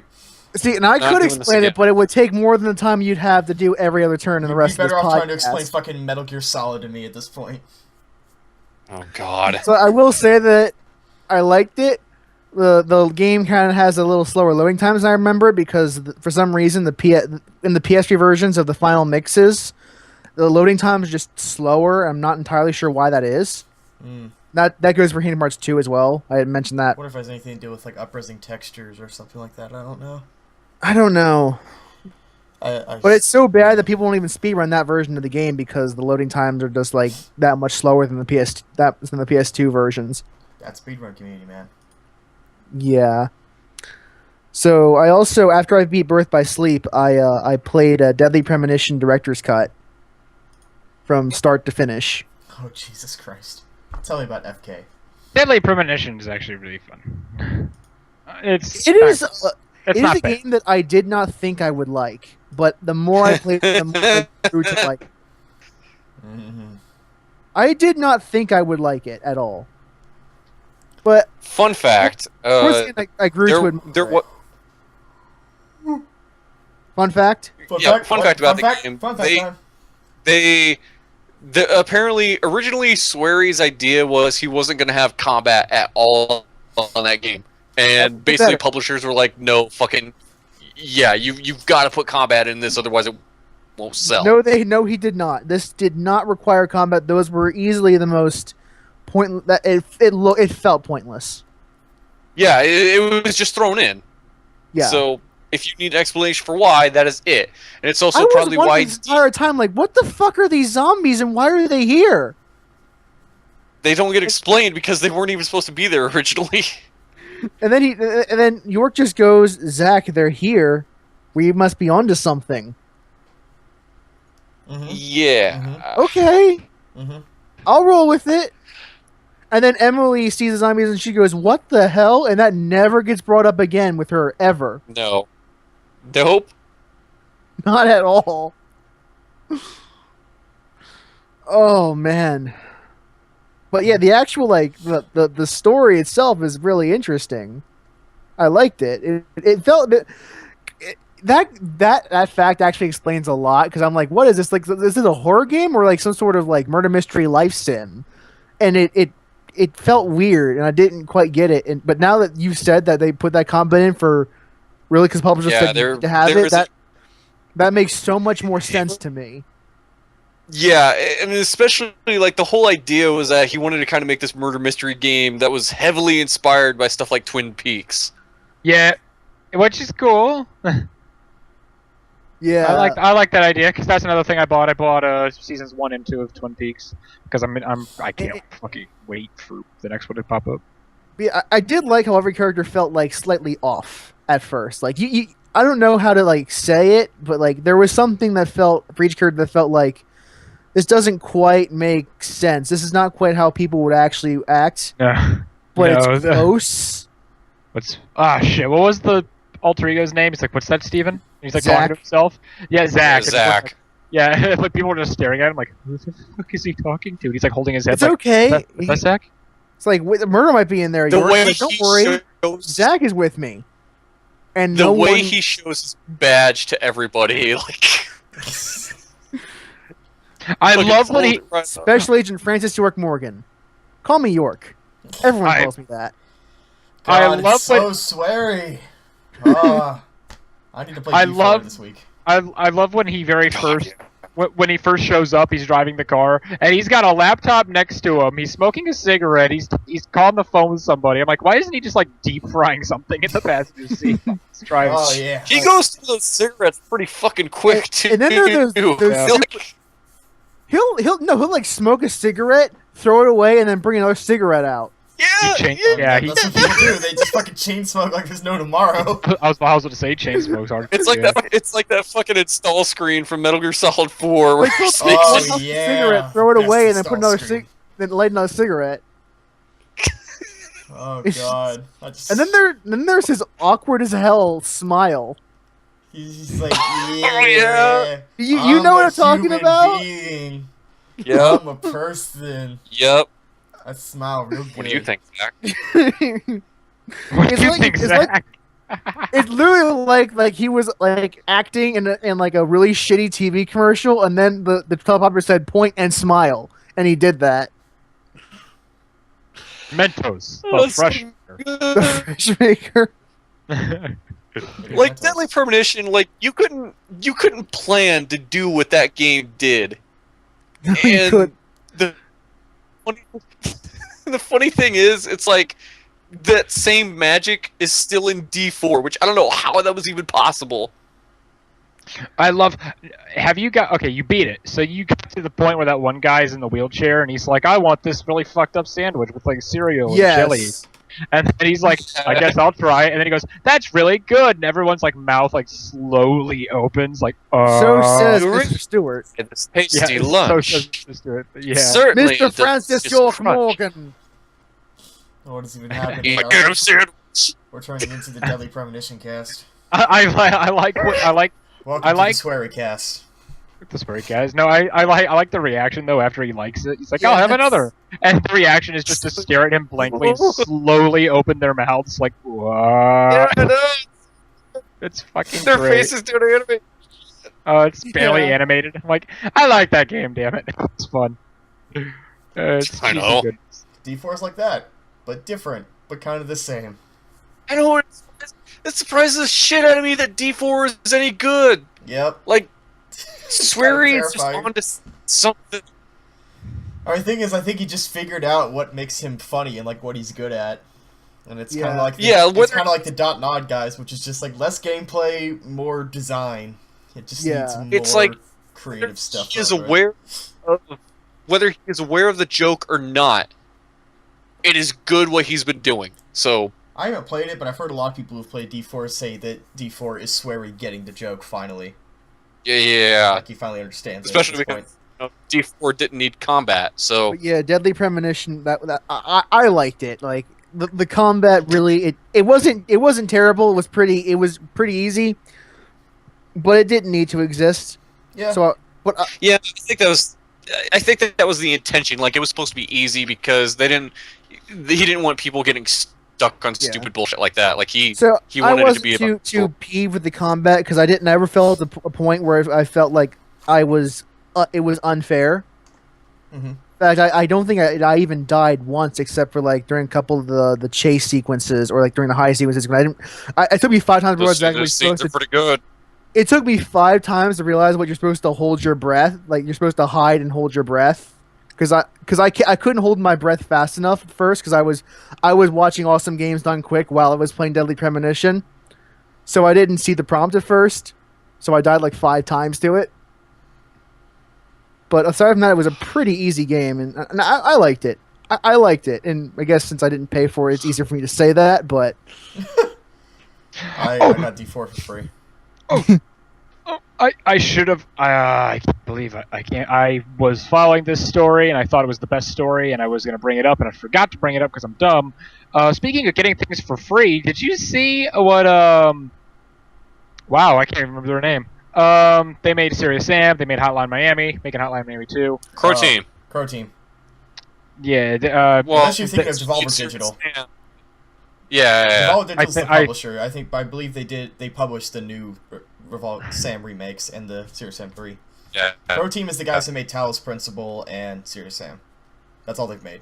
Yeah, but that game is getting censored in Australia. Which one? They- Hotline Miami 2. Hotline Miami 2. Oh, yeah, the game, yeah. the game is actually Oh, yeah. banned in Australia. Yep. The response? Just pirate it, guys. Come on. Yeah, I mean, That's they've said come out and said that before, that they just That's a don't give literal a fuck. response. Like, I guess you got to pirate it. Yeah. It's like, Yeah. how are we gonna be able to play your game? He goes, oh, easy, pirate it. You know what? Just go- Australia like, has okay. an adults-only rating now, so there's really no excuse. Australia's No. fucking, they got some shit going on, man. They got some. Yeah. Yeah. They got some pussy fucking going around. They're like, The we biggest hair can't up play their this game. ass than any other country when it comes to video games. Yeah. Like you can't have fun in Australia. You're not allowed. Fuck you. It's bullshit. You can't play Mortal Kombat. You can't play Hotline Miami. And yeah, I love the response though. They're like, yeah, just pirate it, just steal it from us. It's okay. Play it. Have fun. Can't Like, remember alright. what they've said that Yeah. before. Oh, it's great. But Brandon, so So yeah, after I beat Deadly Premonition, my friend Ian asked me to buy Diablo 3 so we could play together. So I did, oh man, and we've been playing some Diablo 3, and we just started Act 3 today. We're about 2 hours into Act 3, and we're about we're like level 60. I think I'm sorry, 57. I think, or around that. what class are you playing? I am playing as the wizard, and he is playing as the monk. Hmm. And it's actually been working pretty well. Like we haven't had a whole lot of trouble. Like a couple encounters have given us trouble, but generally we blow through enemies, no problem. Well, see, here's the thing about Diablo. The game isn't about getting past the bosses. The real game is when you're comparing all them fucking numbers of what loot you're going to take and what you drop and what you sell. What yeah, you fucking hold on to. yeah. How's that been going for you? Actually, not too bad. Like, I regularly upgrade my equipment. I salvage and a lot of things. It's not worth it to sell it because I get plenty of money just for fighting, and I don't ever spend it on shops. So, Like, have you ever had, like, a new piece of equipment and you're just fucking conflicted of whether or not if you should have this over what you already all have? the time. That happens to Yep. me. That happens to me regularly. See, And that's the real I challenge. eventually Yeah. have to go up and put one piece in the stash, and so I can figure it out later. And then I end up selling it because I find something better after that. Yep. That's Diablo. That's... It's been pretty fun. We have a semi-competitive cooperation going between the two of us, and it's interesting because as people we can't help but want to be better than the other guy that's playing, especially in a game like Diablo. No, I'm pretty sure, like, aren't the controls basically, like, you just hold down the X button and you just attack at shit? You don't have to button mash? As a wizard, my job is to hold down R2 and watch the enemy die in front of me. Pretty much. It's... Nice. And then when I run out of mana, hit X a couple times to get mana back, and then spam R2 again. Yeah, because the PC equivalent is that hold the left mouse button over shit Yeah. and watch it die. That's... Diablo. Just gotta love it. Like if I wasn't playing with Ian, I would be probably listening to a podcast while playing Diablo. Yeah, that... Sam, you and I have said this before, that Diablo is a fucking podcast game, almost. Podcast game to rule them Yeah. all. Because all you do is just click on shit mercilessly for hours. I know, right? It's the best game ever. And I mean, I Fucking know that Cookie Clicker ain't got shit on Diablo. You don't get fucking new gear and Cookie Clicker that says this does plus 17% damage on certain types of enemies and glows purple. You get to fight Satan and Cookie Clicker? No, you fucking don't. Dude, the Cookie Clicker would be pretty sick if you could fight Satan. Oh, I know, right? and I mean, story is probably not like the last reason you go to a Diablo game, but I've predicted every plot twist that hasn't already been spoiled for me. Like I couldn't predict Deckard Cain getting killed because everyone already knew that. That was something they spouted forever when that game came out. But I've predicted like the whole who Belial is. I predicted that because that was pretty easy to see coming. And Oh, Uncle Deckard, that's not real. yeah. Also, I have demonic witch powers because reasons. Is that how somebody talks in the game? Yeah. Probably. I was just Oh gonna my say, fucking God. Okay. I don't That's have any fine. physical attachments towards any of the primary characters. Not really. pretty much how that chick should have been, though, of just like, that's not real. Don't be silly, Uncle Deckard. It's like, bitch, Deckard angels are jizz. falling out of the... Yeah, it's like, bitch, You're fighting Shit's zombies falling right out of the now. At sky this point, and- you've lost any ability to not believe in things. the dead are getting back up, bitch. What? It's like watching the X-Files and how after Scully gets abducted, you're like, why are you still a non-believer? You were literally abducted by aliens. Yep. Nah, it was Basically- It was an aerial kidnapping by some terrorists in a helicopter. No, it was UFO. Okay. I can't wait for that show to come back. They're coming. They're like, yeah, I we're bringing it remember back. there was a scene in the X-Files, just not the detour, but that's what our show does, where Mulder stops believing in aliens for like a couple episodes, and the explanation he came up with for why something's supernatural, the director went and said like, "Listen, Mulder, quite frankly, aliens are more believable than what you just told me."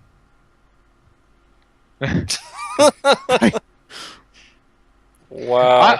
Did you see the movie? I saw the movie, yeah. My dad was like, "Yeah, you like X-Files?" I'm like, "I do like X-Files, Dad. I'm 8." He's like, "Watch this movie," and I did, and I liked it, but at the same time, I didn't get. I was like, she was abducted by. She was stung by a bee, which like tranquilized her, and then they were able to abduct her. And she still doesn't believe. And she's still like, nah. It's like, although where they are eventually Mulder eventually calls her on it, and he goes, "Why don't you believe?" It's like, Mulder, if I said I believed everything, would you really work as hard as you are right now? you?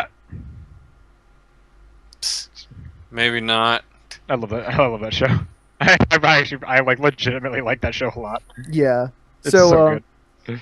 After Diablo 3, well, I guess not after because I'm still technically playing it, but I took some time also to finish the new Unity DLC Dead Kings for Assassin's Creed Unity. Oh crap. Oh yeah, let's just get right into that. Yeah, moving on. I mean, it's not bad. It's okay. Okay. That's The thing that's it's okay. when you start the DLC, like it takes you to a brand new area. It's a brand new area in France. It's a bit it looks a bit bleaker than Paris does, like a lot bleaker. Like you can see it's always dark and you can always see like mist everywhere. It's like a graveyard in like a movie almost. But the whole area sucks. The thing that's unique about it is that you spend a lot of the game not in the town, but in the underground. Like in the catacombs, the royal crypts. This sounds terrible. I'm not gonna lie. It's not as terrible as you think, and the reason is because there's a whole faction underground called the Raiders, and their gimmick is that if they catch you, they'll swarm you, but if you kill their leader, they'll all go running. So instead of like worrying about how to stealthily kill like all 20 of these guards before you can get to the end, you're trying to kill the leader, and then the rest will just scram. They're the grunts from Halo. The hell are we talking about? I completely what? The Unity DLC. Oh, we're talking about Halo. He's talking about the grunts. Oh, we're talking about Halo. Okay. But the whole you. That's why I was sitting there confused. I was like, "Fucking it does kind of take away a bit from the platforming that I like about Assassin's Creed. Yeah, that and the fact like the way you describe it, it's like here's a new area that's gray and brown shit. Like, it's my favorite. That doesn't sound appealing at all. That. And this DLC kind of takes a weird. It's kind of weirdly targeted to people because the story takes place after the finale of Unity, but you can start it after sequence 4. So it's gotta be. So it's there are like missions that run the gambit of like beginner level missions to expert level missions, and if you have beaten the game and you got the Golden Sword of Awesome from beating the game, you really don't feel like there's a lot of a challenge there because the enemies will die in like 3 hits. Wasn't that the fun of it? Like that's always been my thing of like you get something that's like super badass and breaks the game after you've completed everything. The problem is that the DLC isn't balanced around the fact that you beat the game because you can't. They don't know if you beat the game or not yet. So okay, now I like that. Like you're fighting mid-level enemies with end game equipment. Yeah, that actually sounds great. Which is it. I don't know. Like, I thought it was a bit too easy, personally. That to me just sounds great. Like I can totally break this shit. Fuck your balancing. And they did include a new weapon type in the DLC called the guillotine gun. And what it basically is, it's an axe attached to a mortar launcher. I want you to think about that. I want you to think about your life now. I got it. I used it a little bit, and then I switched right back to my sword and pistol combination. Yeah, because that sounds more lame than something called the guillotine gun should be. Because the problem is that you only get 2 mortar rounds. Oh, so you get 2 shots with it? Yeah. Before Sam, you have to refill it. I haven't played it yet. And Sam, I just gotta ask. Hang on a second. Sam, jeez. doesn't the guillotine gun sound like something that should be in a fucking Quake game? Yes. Sounds Some awesome. kind of like itch shooter. I and know! what it should do is shoot like the guillotine blades that always decapitate people and cause Just their heads big to roll with fucking physics. long ass guillotine blades that you just fire at dudes. Yeah, it like- is like really, their heads it is, roll it with is physics. really strangely named.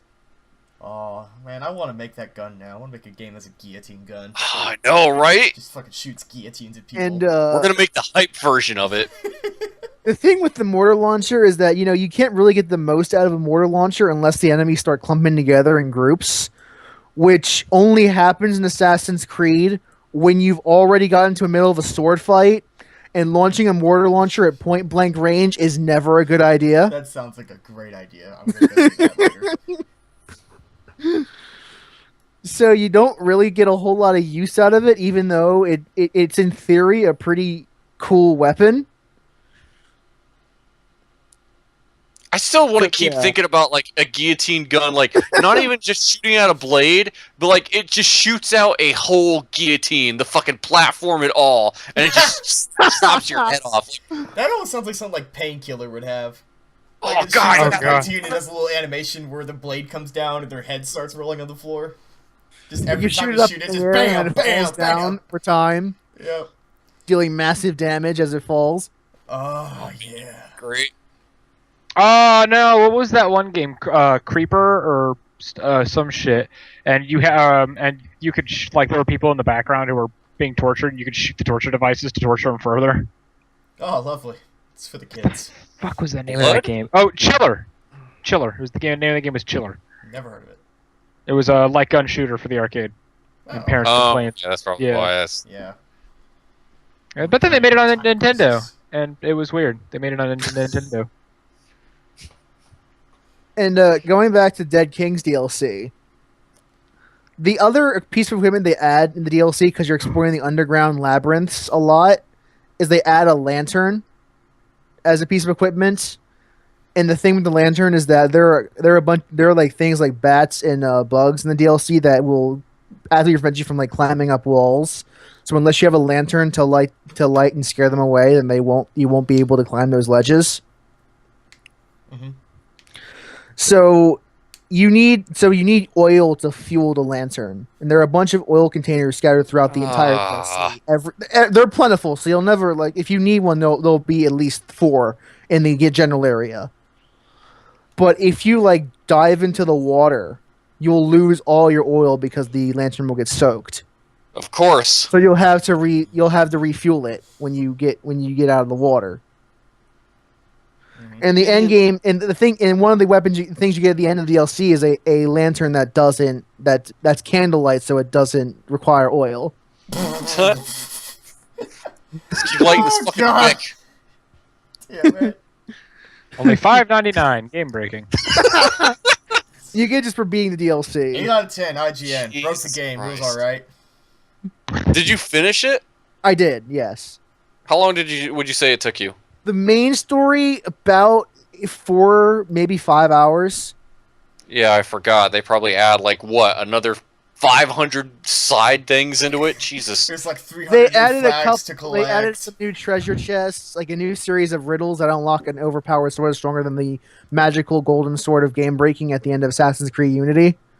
What? You get a stronger sword than that. It has the same like a physical like attack power and speed stats, but it has the effect of it'll randomly like shoot a bright light at enemies that will blind them and make them unable to move for a couple seconds. Is this the fucking Legend of Zelda sword? What the? It's called the Eagle of Sugar The fucking. That sounds kind of because dope. it's named after a man named Sugar who is the architect of the basilica in the town that you're in. I forget the name of the DLC town. I don't There know. was a That couple sword new- still sounds dope. There are a couple of new murder mystery side quests they added, a couple of treasure chests and shit. And if you collect, and there's another collectible called Napoleon's Bicorns, where if you collect them all, you get Napoleon's outfit. Gotta collect them all. Gotta get it. But yeah, and the worst thing about DLC is that there's only one assassination mission, which is the best part of Unity by a landslide. Sam, you'll agree with me on that one. Right. For that Like, article, there's I only never one wrote. of those, and the rest of the game and the mission is kind of just general like Assassin's Creed parkour and sneaking and stuff. So They I'm trying to do think. run the gambit of like all the mechanics of Assassin's Creed Unity in one DLC, which is pretty impressive Does in a anyone way. remember how much the season pass was going for? I don't know how much it was going for. It may have Probably been 20 bucks. 25 if I had to make a guess. Right. So I was kind of wondering if that was the case, would you pay for a $25 season pass that was like 4 of those? I might, honestly, because again, it wasn't a bad DLC. Yeah. Not by any means. Seems like it was fun, so I was kind of curious about that. And in terms of story, it actually does wrap up Arnaud's character arc kind of nicely, in a way that the main story of the game honestly should have. Yeah, it got really weird at the very That- end. It's actually a bit more personal in the story, so they are actually give more freedom to actually let Arnaud evolve as a character. And I have still remember hearing Patrick Klepek's reaction to that ending, just thinking, "Yeah, that was a bunch of shit, wasn't it?" And him just being legitimately pissed after beating because Liberation. it doesn't honestly. If you don't Unity. mind like minor Assassin's Creed Unity spoilers, it doesn't really make sense for him to become a master assassin after the end of the game. Because at the end of the game, he's been banished from the Assassin Order. Still, technically, so there's no the Still a master DLC assassin. kind of helps him to begin that transition from asshole back into assassin. Well, it's not like Assassin's Creed ever made any fucking sense to begin with. Nope. It's fucking story in that game, man. Well, I didn't care. mean, everything that goes wrong with that plot you can explain with magic artifacts and animus. Precursor civilizations and bullshit. They ever gonna do Animus, anything with that? Chris. I'm holding a giant card that says animus on it, therefore everything's fine. Yeah, but isn't it the Helix now? Oh, right, it is. Because The you're playing at Oh, home. God. You're a consumer. It's a consumer product. Yeah, you're playing as like a regular dude. When are they going to show the Helix at E3? It's gonna fucking happen, right? That's gonna be like fucking Ubisoft's Oculus Rift. Oh God! Get in the Helix! See, we call it the Helix because Assassin's Creed. You could play Watch Dogs with the Oculus Rift and throw up everywhere. Now Oh. with Uplay. You have to connect to Uplay, always online VR. Oh, yeah. Oh man, I lost connection to Uplay, and then my host Yeah. crashed. You lost connection to the Helix servers on Uplay, therefore I can't let you play this game any further. Oh, what if it's like Sword Art Online? We're like, oh no, I disconnected accidentally. You melts your fucking brain. Yup, that sounds like Ubisoft. Yeah. Yeah, it's not a bad DLC. I mean, it's not the greatest thing in the world, but it's not bad, and it's free. So if you have Assassin's Creed already, you're not losing anything for downloading it, Free is free. giving it a shot. Yeah. So So that was my week. Okay. Who wants to go next? It's either you or Chris. Chris is beginning to speak. Yeah. So speaking of Assassin's Creed, Oh, jeez. Oh yes, Oh, God. Oh, actually, I'm excited. Let's do it. yes. Yeah, Let's talk about the like best Assassin's Creed This game is that ever gonna came be out. fun. Fucking Game of the Year. see you guys say so. To give the people listening at home some context to this, because these motherfuckers have been seeing my Twitter over the weekend. Oh, it's And- my favorite thing in the world. Oh Jesus! So I've been playing more Assassin's Creed 3, and that's just kind of been like what I was focused on because, I had my distractions of like Wolfenstein and Bayonetta and even Destiny, but You need to like finish that thing and move on, dude. I fucking, yeah, like, I just kind of buckled down. I was like, all right, you know what? I'm gonna do this, because where I was stuck is, I believe it is sequence 7, where you have to kill this dude, like, out in the woods, and you have, like, one of the optional objectives is don't get detected while you're going towards him. And I was like, okay, yes. enough. I fucking restarted that checkpoint so many fucking times. It's ridiculous, because it was like, you know, it's like, okay, well, I'm gonna climb up this mountain because I'm sure it's the level designers made it to a point where I can, you know, I have some safe passageway. No, they don't. Like, some of the, like, the more obvious ways. It's totally RNG. It's totally RNG based. Shit. You probably didn't even know about that before I linked you to ADGQ. Yeah. But It is totally up to the luck of the simulation gods as to whether or not you get undetected or not. It's like, yeah, because, like, you know, at first I was just gonna go round dudes completely, and it's like, you know, somebody's in the way, take him out. It's easy enough. You know, there was a few times there's like, I'll grab a dude off a ledge, fucking pull his ass down.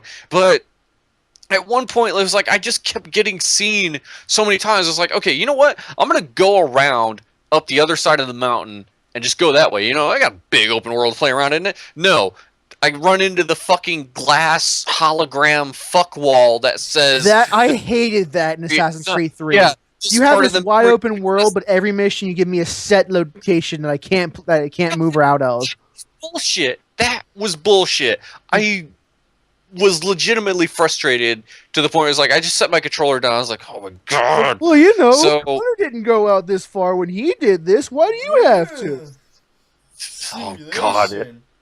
Fucking holographic glass invisible fuck wall that decides. The thing is, and I told you this over Twitter, like, I've been against them adding optional objectives to Assassin's Creed since they included them in Brotherhood for the first time.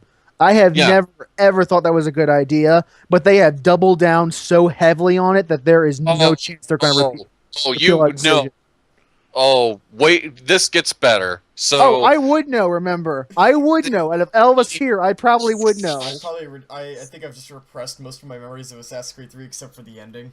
and I mean, the thing with me is, like, I want to like this game. There is some stuff that I think is good about it, and there are some things it does not want to like you back. It just wants to hate. It does not want to like you back. The mission structure doesn't want to like me, but no, I finally get through that segment of not getting detected, and then, like, the next segment where you're supposed to actually assassinate the dude is that I called bullshit, and I was like, I'm never completing this, because it was basically one of the objectives is, like, because the dude is holding some of the Native American people, like, hostage, and he's, like, gonna kill some of them right there, and, like, one of the optional objectives is, like, limit casualties. No matter what I did, some motherfucker ends up getting murdered, no matter what I do. And obviously, I'm using the best option that the game is giving me, because, like, every time I restart the checkpoint, here's the trees that are positioned just so I can get up to that roof and just take the dude out right there. But no, like, I get there as quick as I possibly can, and the dude still gets fucking murdered. I was like, I was seriously, that wasn't the one that got me seriously angry. I'm getting to that one. But I was like, don't you worry. I'll get to you. Let me tell you something before we go on. And if you don't want to hear this, just stop me. But your reward for getting 100% sync on all the optional objectives. Oh, I know what it is. Just so you know what you're fighting for. I know what it is. What you're am I fighting for Altair's outfit and a silver trophy. Yeah, I know, and that's why I said fuck that. I'm not. And I know because I did that. Yeah, and I'm not doing that. And I'm not doing it again. I'd never do it again. I never wish that upon my worst enemy. I'm not. So, like, there are some where it's like, I'll try to do it, maybe just for, like, my own personal challenge, but there are some where I said, fuck you. And the one that got me legitimately angry was, I believe it is the mission later on in the following sequence where you have to chase down Thomas Hickey, who's, like, Templar guys. And and anytime a chase happens in an Assassin's Creed thing, your first reaction is hold down that trigger and start fucking going. Because you don't want to fuck up. And the first thing that I see was the optional objective that comes up is like, don't push any civilians. Yes, Yep, I that's the remember one. that That's the stupidest thing I've ever seen in my So- life. Controller and said, "Fuck you, game." And that's That not the is only time that one pops up too. It pops up twice. I wanted to find the designer, the developer, whoever is responsible for that. If he fucking hears this, that is shit. That is the definition of shit. That was garbage. Because that is totally up to the simulation deciding whether or not they want to fuck you over or not. Garbage, though. That was such shit. And here's the other. Garbage day. Oh man. It's This- oh my god, yeah, that made me drop my controller and say "fuck you," pointing at my screen like "you piece of shit." That is horrible. That was what made me take to Twitter and just go on a tirade. And I fucking, and something that I thought, especially like these are supposed to be optional objectives.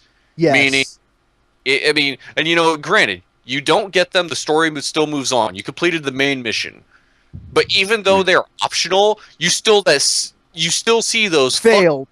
X's of like, you didn't do it the way we wanted you to. And I'm like, fuck you, game, because it's like it's this whole thing. If they're optional, why do I, as a player, still feel like I'm either being punished or humiliated because I didn't do it the way the game wanted to do? That's why even when they did it in Brotherhood, I couldn't stand it because it was like, well, there's this wide open field. You can do whatever you want to solve the mission. got But you know, Ezio did it this way. So I mean, if you didn't do it that way, you're kind of an idiot. But fuck all that. It's like, you know, oh yeah, you beat the dude and you got past the mission, you saved the day, but you didn't do it the way we wanted you to, so fuck you, you'll never be MLG. Like, Or it's like you I'll beat never the be boss, MLG. or it's like you beat the boss, but Connor went below half health. I don't know why you did. yeah, that's exactly how I feel, and it's bullshit. Also, Connor as a character, he's the most naive motherfucker I've seen in like this whole. He's so bland too. Really is like He's so fucking bland. like I feel bad for the actor. Like I don't know if that I guy know. died or not, and like Because they said at the time when Assassin's Creed 3 was released, they said that if people liked Connor enough, they were going to keep using him like they did Ezio. And Connor. that voice actor got fucked out of a whole trilogy because of that shitty writing. yeah, I feel bad for the guy, but man, like Connor as a character. It's like fucking Altair. It's just the wet. Because like blanket if you character. actually do the Homestead missions, he actually is a lot. You can actually see a lot his performance a lot better. Like, That's if where you do it's the, like, if you do the Homestead stuff, his performance is a lot better I've because he done- actually has something to work with. because some of those side missions I said fuck all. I just want to get through some of the story and see what happens. Like, because I do know how Desmond's story ends. I don't know how Connor's story ends though. Like, So that's what I'm kind of interested to see. yeah, my but- advice to you is that just do the Homestead missions, and that's the only side missions you should ever need to do. I've That's done the some of only those. ones. Yeah, I've done those, and I've also done the liberation missions simply because there are some side missions that actually give you a legitimate benefit as a player, to where it's like, oh, I've got these other dudes that I can call for backup, or have them lure some dudes away, yeah. or give me cover. Like, that seems really useful. But like some of the other shit, like, here's this fucking metagame that you can earn more useless money, which, by the way, my money, I've only used that to bribe dudes, and that's it. I've not bought any other weapons or anything, because like some of the weapons that they have for sale, none of that shit looks cool as the Assassin's Insignia Tomahawk that And I'm it's- packed. And it's also like in like ever since Assassin's Creed 2, if you just take out the hidden blades, use them in combat, you don't need anything else because the counter for them is instant kill.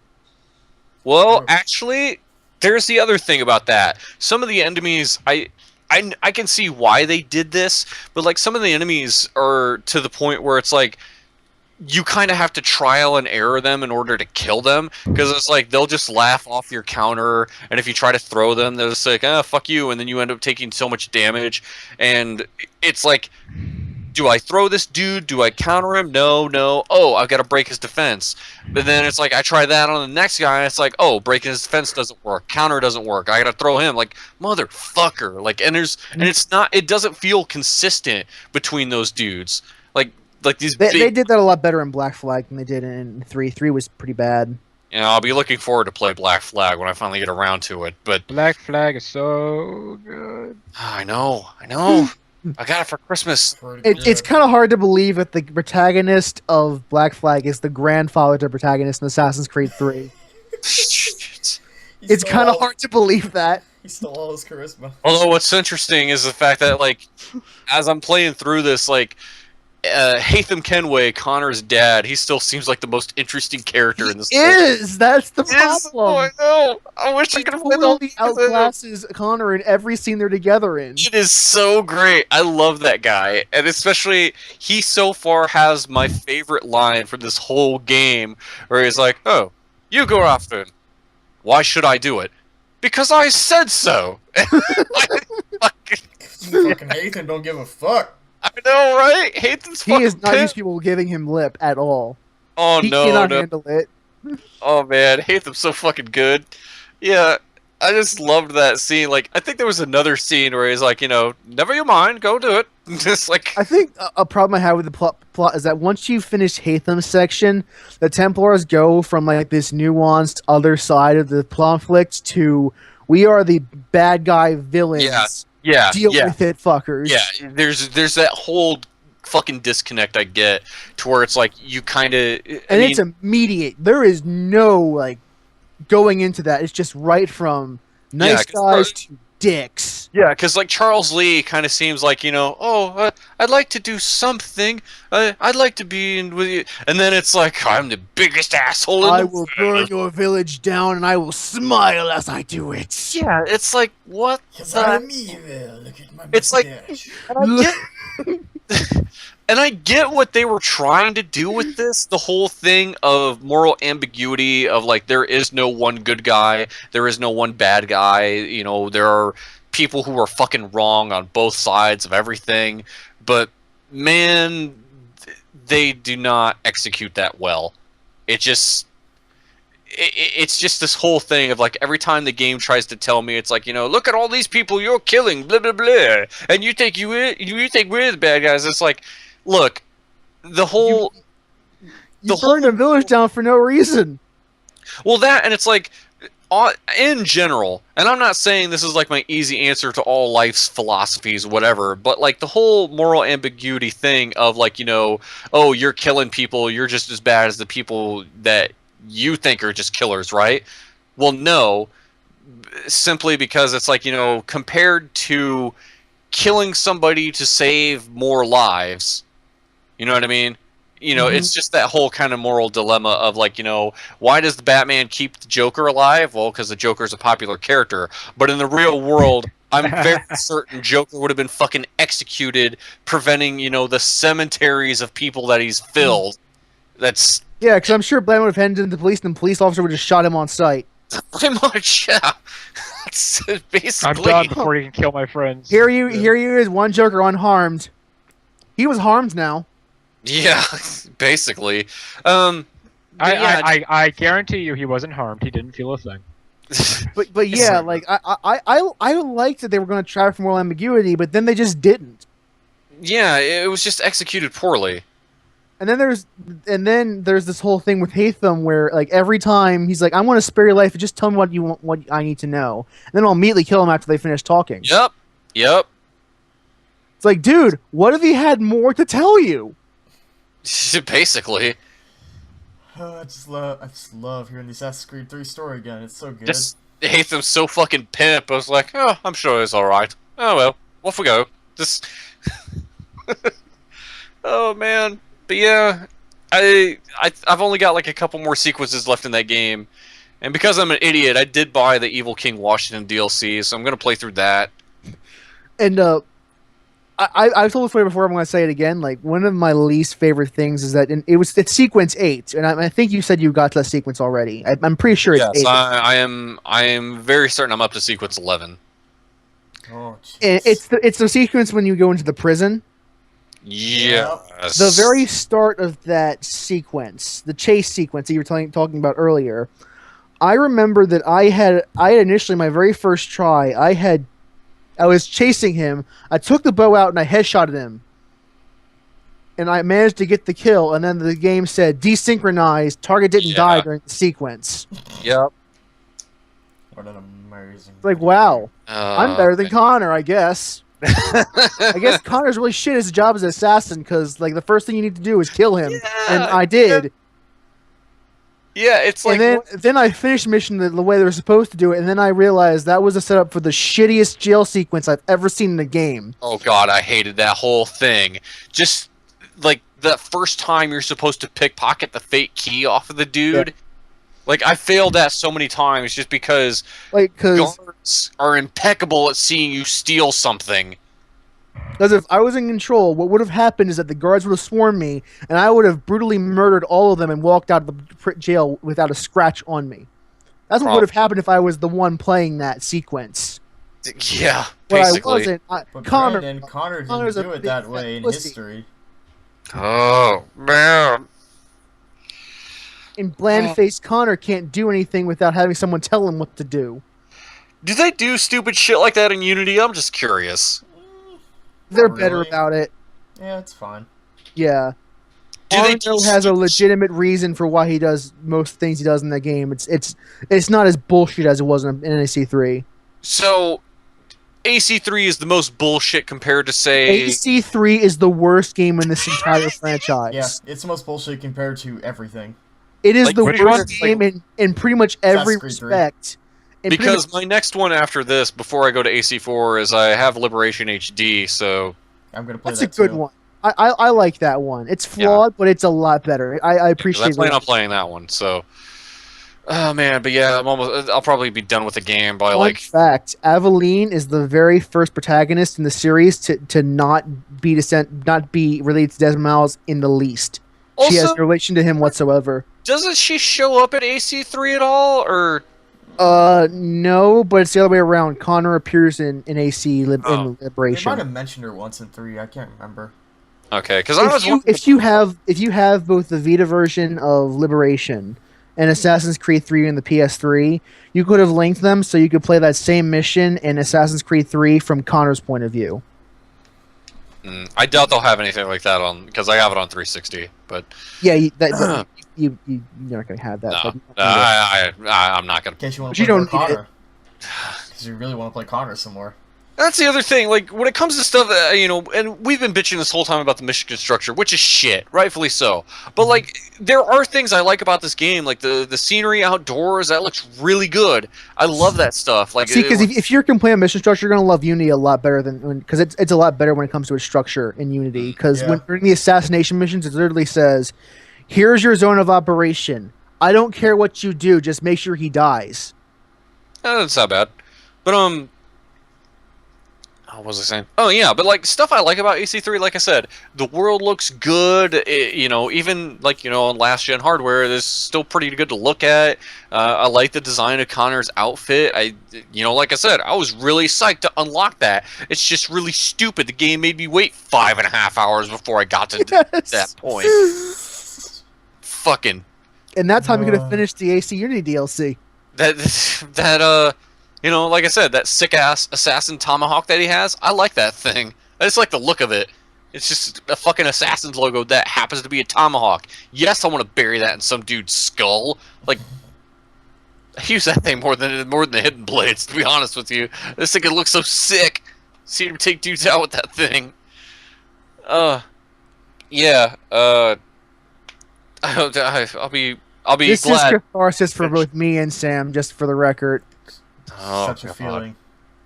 Yeah, I hope to be finished with the game. So good. I hope to be finished with that by the weekend. So that really is the only. Never have to look at it again. That really is the only thing in note that I've been doing. Oh, I am tired. I took medication.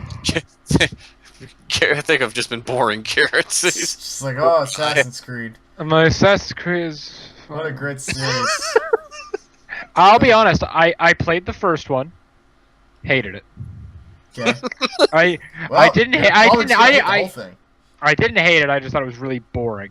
Played Black Flag, liked it. Played I think it was Brotherhood. I thought it was okay, and that's it. That's all I played. That's not, And they're like that game is like that series is so up and down. People are like, I'm a huge fan. It's like, but it's like how many good games? Like I like 2. There's like it's Brotherhood like- and 4, basically. it's Yeah, just as true. Yeah, it's like You know Rogue what? is really It's- good. I'll give Rogue credit for it. And I like part 2. I mean, technically, if you want to talk really good, I'd say it's like Brotherhood and 4. If you want to talk just plain good, I'd say 2 Brotherhood, 4, even Unity. And then, when you get down to like just fine, Revelations and 1 are just fine. 3 is the only one that's like fucking bad. 3 is in every respects worse than every. Yeah, like I said, that other mission Assassin's structure Creed is game. what really pisses me off. That It's so linear, man. It's so linear. In an open world game, that's a sin. well, they do give you plenty of shit to do, but there's not It's really that much Ubisoft shit to do, there's- though. Yeah, there's not Ubisoft really shit. much incentive to it. Oh, last thing, no joke. I was looking up like what are some of the rewards you get for completing all this? Like, is there anything other than achievements? And I found like really isn't. I found I think it was a GameFAQ forum where dude was just asking, it's like, do you get anything out of these? Like, is there any like weapons? Like, there's none of that shit. No. And like the one guy, like he was just straight up defending it, saying it's like it's not about unlocking stuff or weapons. It kind of is, though. It's just the way this guy was talking. It's like it's not about the weapons or unlocking anything. It's just for the fun of doing it. What? It's like I kind of see what he means. Like the whole hunting aspect. Yeah, it's good that that's in there because it's like, can I hunt? Oh yes, I can. Sure, but do I need to? No. And that shouldn't be a requirement either. I'd be pissed if that was a requirement. But you can. And then there's like, storm the caravans. Do I have to do this? No, but you can. And it's like, but at the end of the day, it's like, if I'm going to do this laundry list of bullshit when I look at the map and there's fucking icons scattered everywhere, I'm not worried about doing any of that shit. Especially those feathers. And those feathers can fuck themselves. Because all that is a fucking Native American costume that he had. The one I was waiting to get out of. What a great But that was game. my week. Chris, I love it when you're mad at Assassin's Creed 3. Could you keep doing that? Just forever. I don't like it though. Nope. Your pain is our pleasure. Because we're survivors. Starting an Assassin's Creed Survivors group. So Sam, what did you do? I didn't play video games this past week. It was weird. Oh my god. Video games are over. Video games are dead. You are Moving not. on in Like, my life. get out of the show, you filthy non-gamer peasant. Implying that this show's about video games. Come on. What it's really about is the anime I watched a few nights ago with friends. Oh no. Oh yeah. 'Cause I was looking through my notes and I was like, alright, what have I played this week? Nothing. Let's talk about anime instead. So, I think I'm going to bail out, guys. Oh, don't worry. You'll want to stick around to hear this. So, we watched a new series that's been getting really popular on Twitter lately under the hashtag Food Lesbians. Go on. Go on. It's a show called Kokuro Graffiti. And it is a series about a girl who lives alone and has, like, her cousin or some shit visit her on Saturdays. And it's like food porn, where it's just like, here's this food I made. Let me explain in great detail how I made this food, how it tastes. And every time they show a picture of the food, it is, like, extremely detailed. And every time they eat it, like, the first thing that happens is like, hey, I want you to eat your food. It's like, no, it won't be good. Hey, you know what? There's nothing tamer than food porn. It's true. But it was just funny, like, the second scene of the series is, like, the girl coming over and, like, she thinks her food's terrible because she's eating alone, and she discovers at the end of the episode that eating dinner with other people is what makes it good. But then she's like, here, just try your food. It just has, like, these extremely detailed lips as the food eats them, and then she just kind of, like, flowers spraying them, and just, oh, As God. Ralphie May once said, whenever you're hungry, Rachel Ray is a very naughty girl. But it's just like that. It's like the whole show is just like, college girl hijinks because they're in art school. Also, hey, check out this food. Look at how detailed this food is. You want to watch the girls eat the food? You want to watch the girls eat the food slowly? I Like don't want that's the whole show. I posted like a picture of it where some girl's like shoving what looks like a guy. The fuck do you call those things? Gyros? Gyros? Euros. Euros. Whatever. Looks like he shoved like a euro in her mouth or something, and it's just like, oh god, this It's Greek picture food. is fucked up. I can't What even. what are Japanese schoolgirls doing eating Greek food? She called it a specific thing. I posted it on my Twitter. I can go find this so I can take you to talk. Are there any of them eating chikawabu? I don't know, but they ate udon at one What point. the fuck you just say to me? I'll explain later. Oh god, now I'm trying to find the picture. There it is. She was eating because it says on the subtitles. It says have some cherry blossom mochi, because they were eating under the cherry blossoms. You know, sakura trees. Did they eat Pocky? I don't think they've eaten pocky yet. They had fried tofu rolls. They look pretty good. It's Actually, like, sounds pretty good. It's just watch an episode of the show, because I don't fucking know how to explain it. It's just like girl comes over every Saturday to hang out with her relative of some shit and to eat food, and it's like, man, this food is real tasty. You see, I mean, the author of that show gets really, really hungry. Shit. So he has a lot of references for food items in his computer, so he has to do something with them. It's true. Guy jerks off to the Food Network. Yeah. Like I said, Rachel Ray, when you're hungry, she's a very naughty girl. Yeah, you bred that chicken. I mean, that's kind of what the show's like. It like shows like the process for making food, and it's like just extremely detailed hands rolling extremely detailed fried tofu together. What are It's you like, oh doing? god. I'm watching the Food Network. Why are your pants down? Shove, leave me alone. So yeah, go check out Food Lesbians, everybody. It's a great show. I've been watching Song of Saya. Yes, Saya. Oh my god.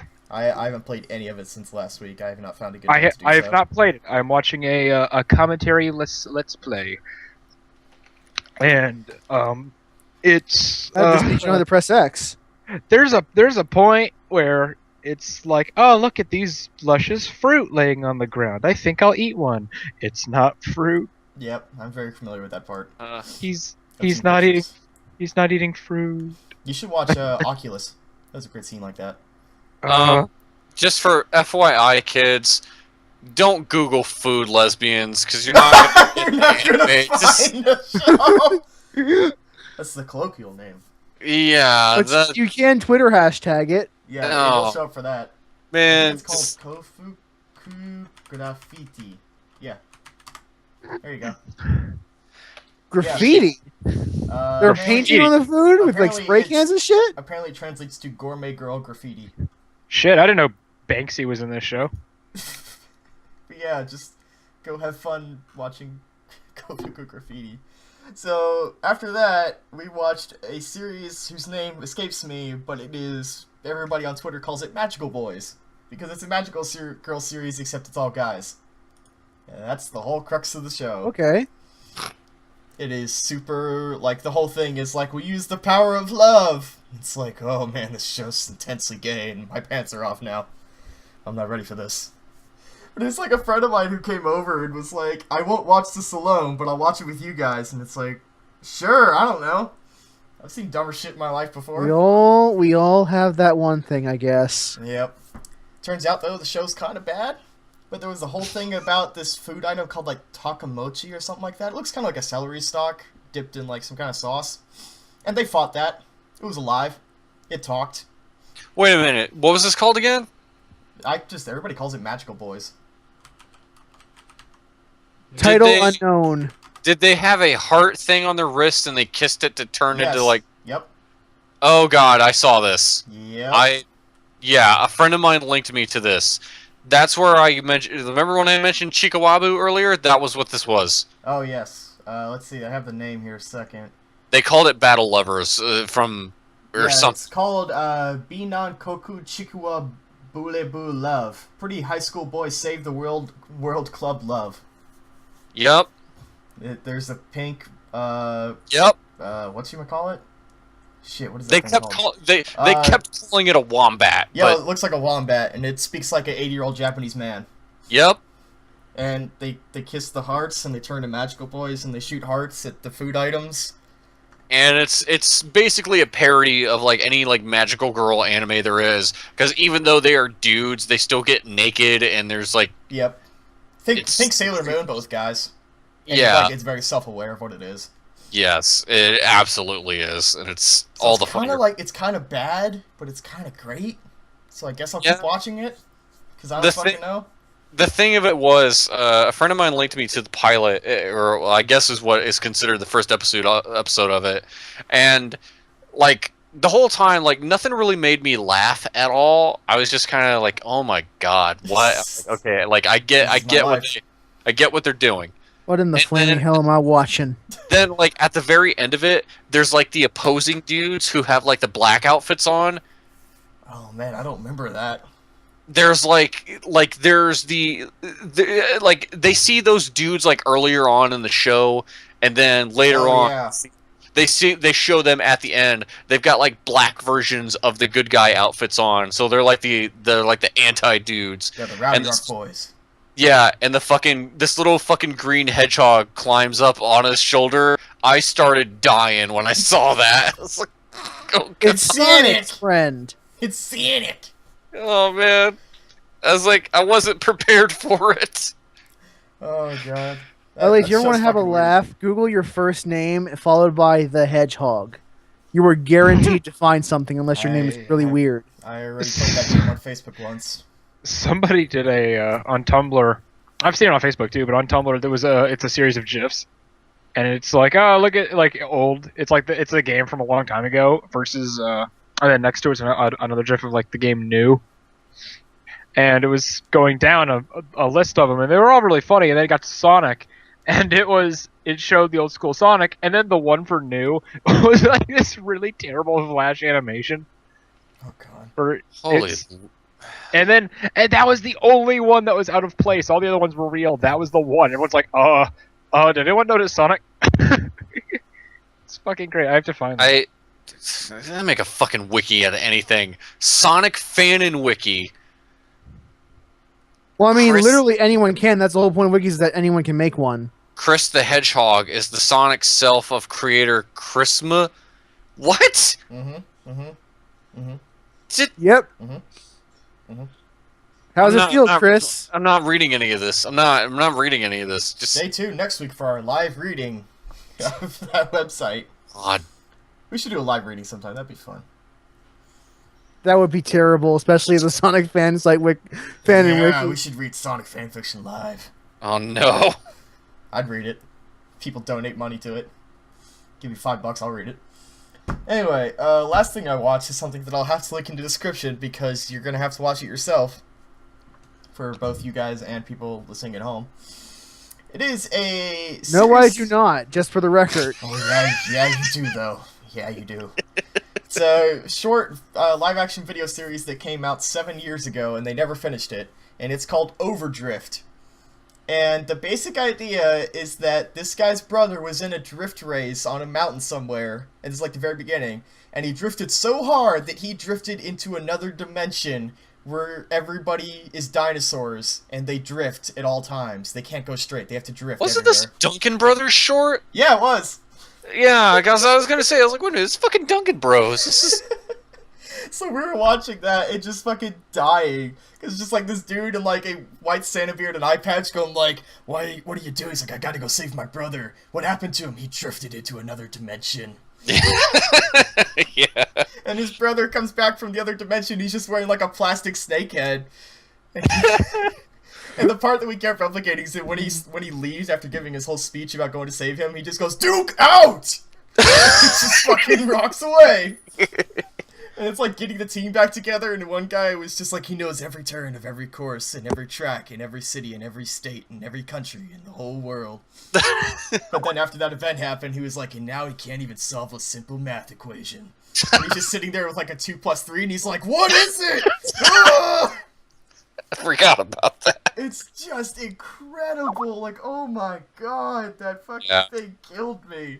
I remember hearing about that from like Ego Raptor or from Game Grumps. Like he Yep. mentioned that, and that's what I saw. It is the best thing I've seen in such a long time. And they made a part 2, but they never finished it. He never went into the D dimension. Or I think he did at the end of part 2. He at least saw it, or he grabbed something from it. I can't remember. But he did see his brother again. He saw Duke. And he was still wearing a snake head. Because in that world, dinosaurs drift everywhere. Of course. It's one of those things, it's just like, I love that somebody thought about that, and then just said, yeah, fuck it, let's do it. Great, I got a car. Let's just go on a mountain somewhere and just drift, and then we'll put a plastic snake head on my brother, and it'll be great. Oh, man. God. So that was the thing that fucking made You my watch night. some weird shit, Sam. I think you should know that. Yep. I also should point out that I can't explain it, but just because I can, I'm gonna link to the video that my best friend made recently. It's called Sora no Goat Girls.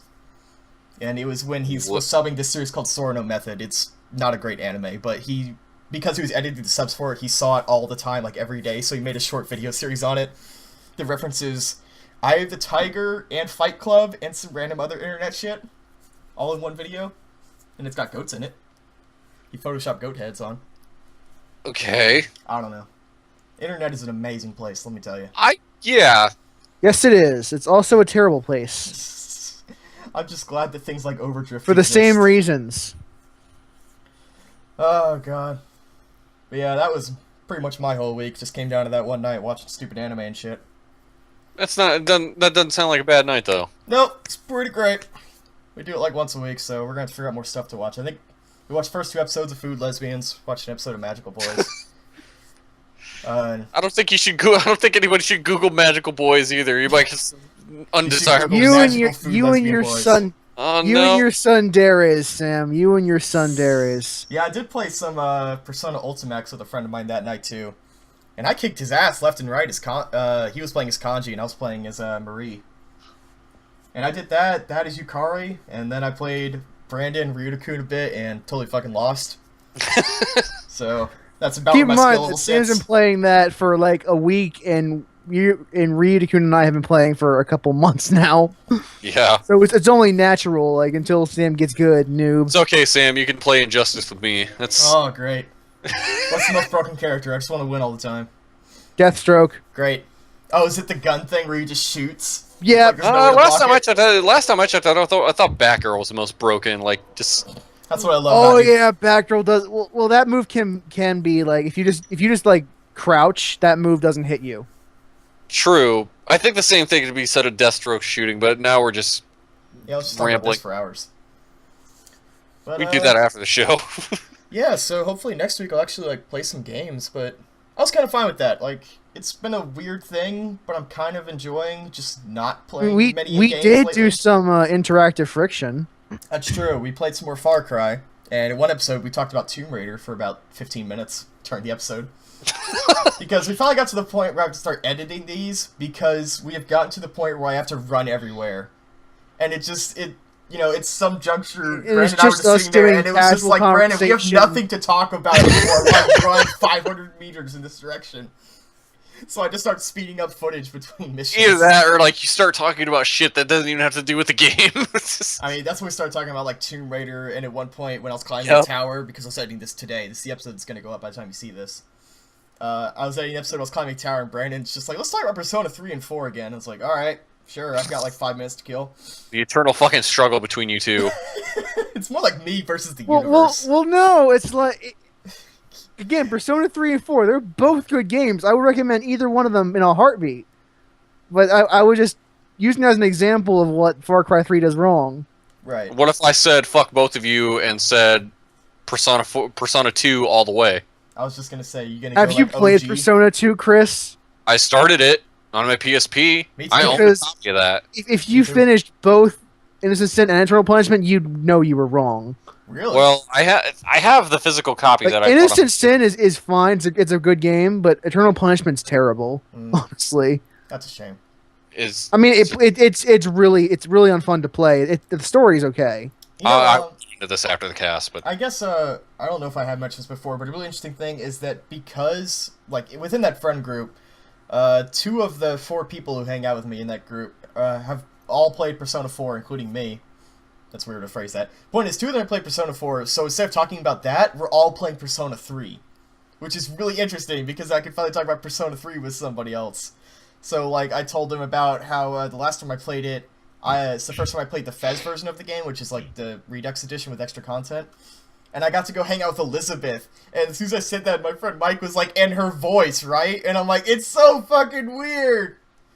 She has such a strange voice actress for her character. Is it Tara Strong? I don't know. It's really off-putting, though. She sounds like she's like 100 years old. And If like it some is, kind of I have to immortal play this. being. Elizabeth sounds like she's 100 years old. She sounds like some 100-year-old immortal woman or something like that, which I guess would be true. I mean, she kind of is. The point is, she looks kind of like a teenage girl. She doesn't sound anything like it. Like, she has, like, a really sly way of talking. And, like, the first time I hung out with her was in the mall. So I had a funny moment where she was like, oh, I've heard about these wishing fountains. And she's like, and I got 1 million of your yen, your money. And she just dumps it all in the fountain. Just, like, up to 1 million yen. And then you just go, well, it doesn't really work that way. Well, your character doesn't say anything, and then at the very end, she's like, I forgot to make my wish. And then just moves, just walks away. And I was like, I can't wait to cut back, and there's people just fucking frantically digging through the fountain.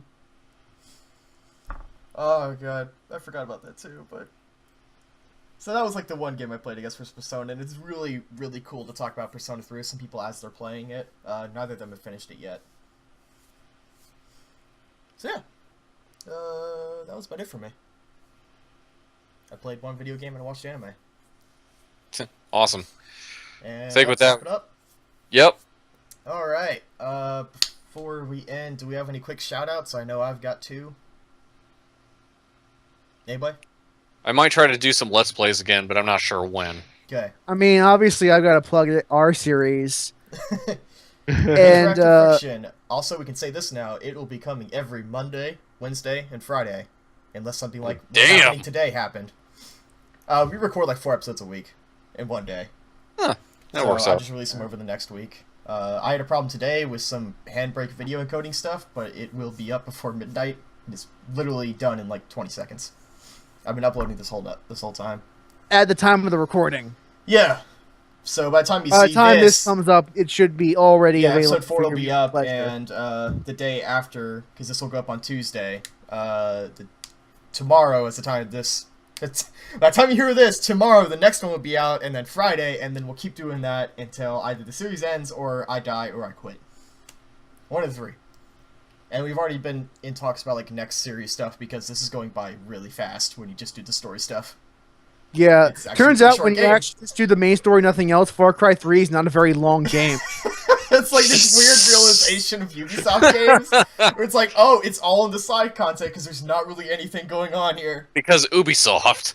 Like, we mentioned in the video, but, like, the part that we got to by the end of episode 4 or so, which was, I guess I'm not gonna spoil it here, because that's the point of that series. Point being, we got to a certain part there, and it's like, Brandon, how long did it take you to get here? Like, 5 hours? Like, oh, it's been, like, an hour and a half? Yeah.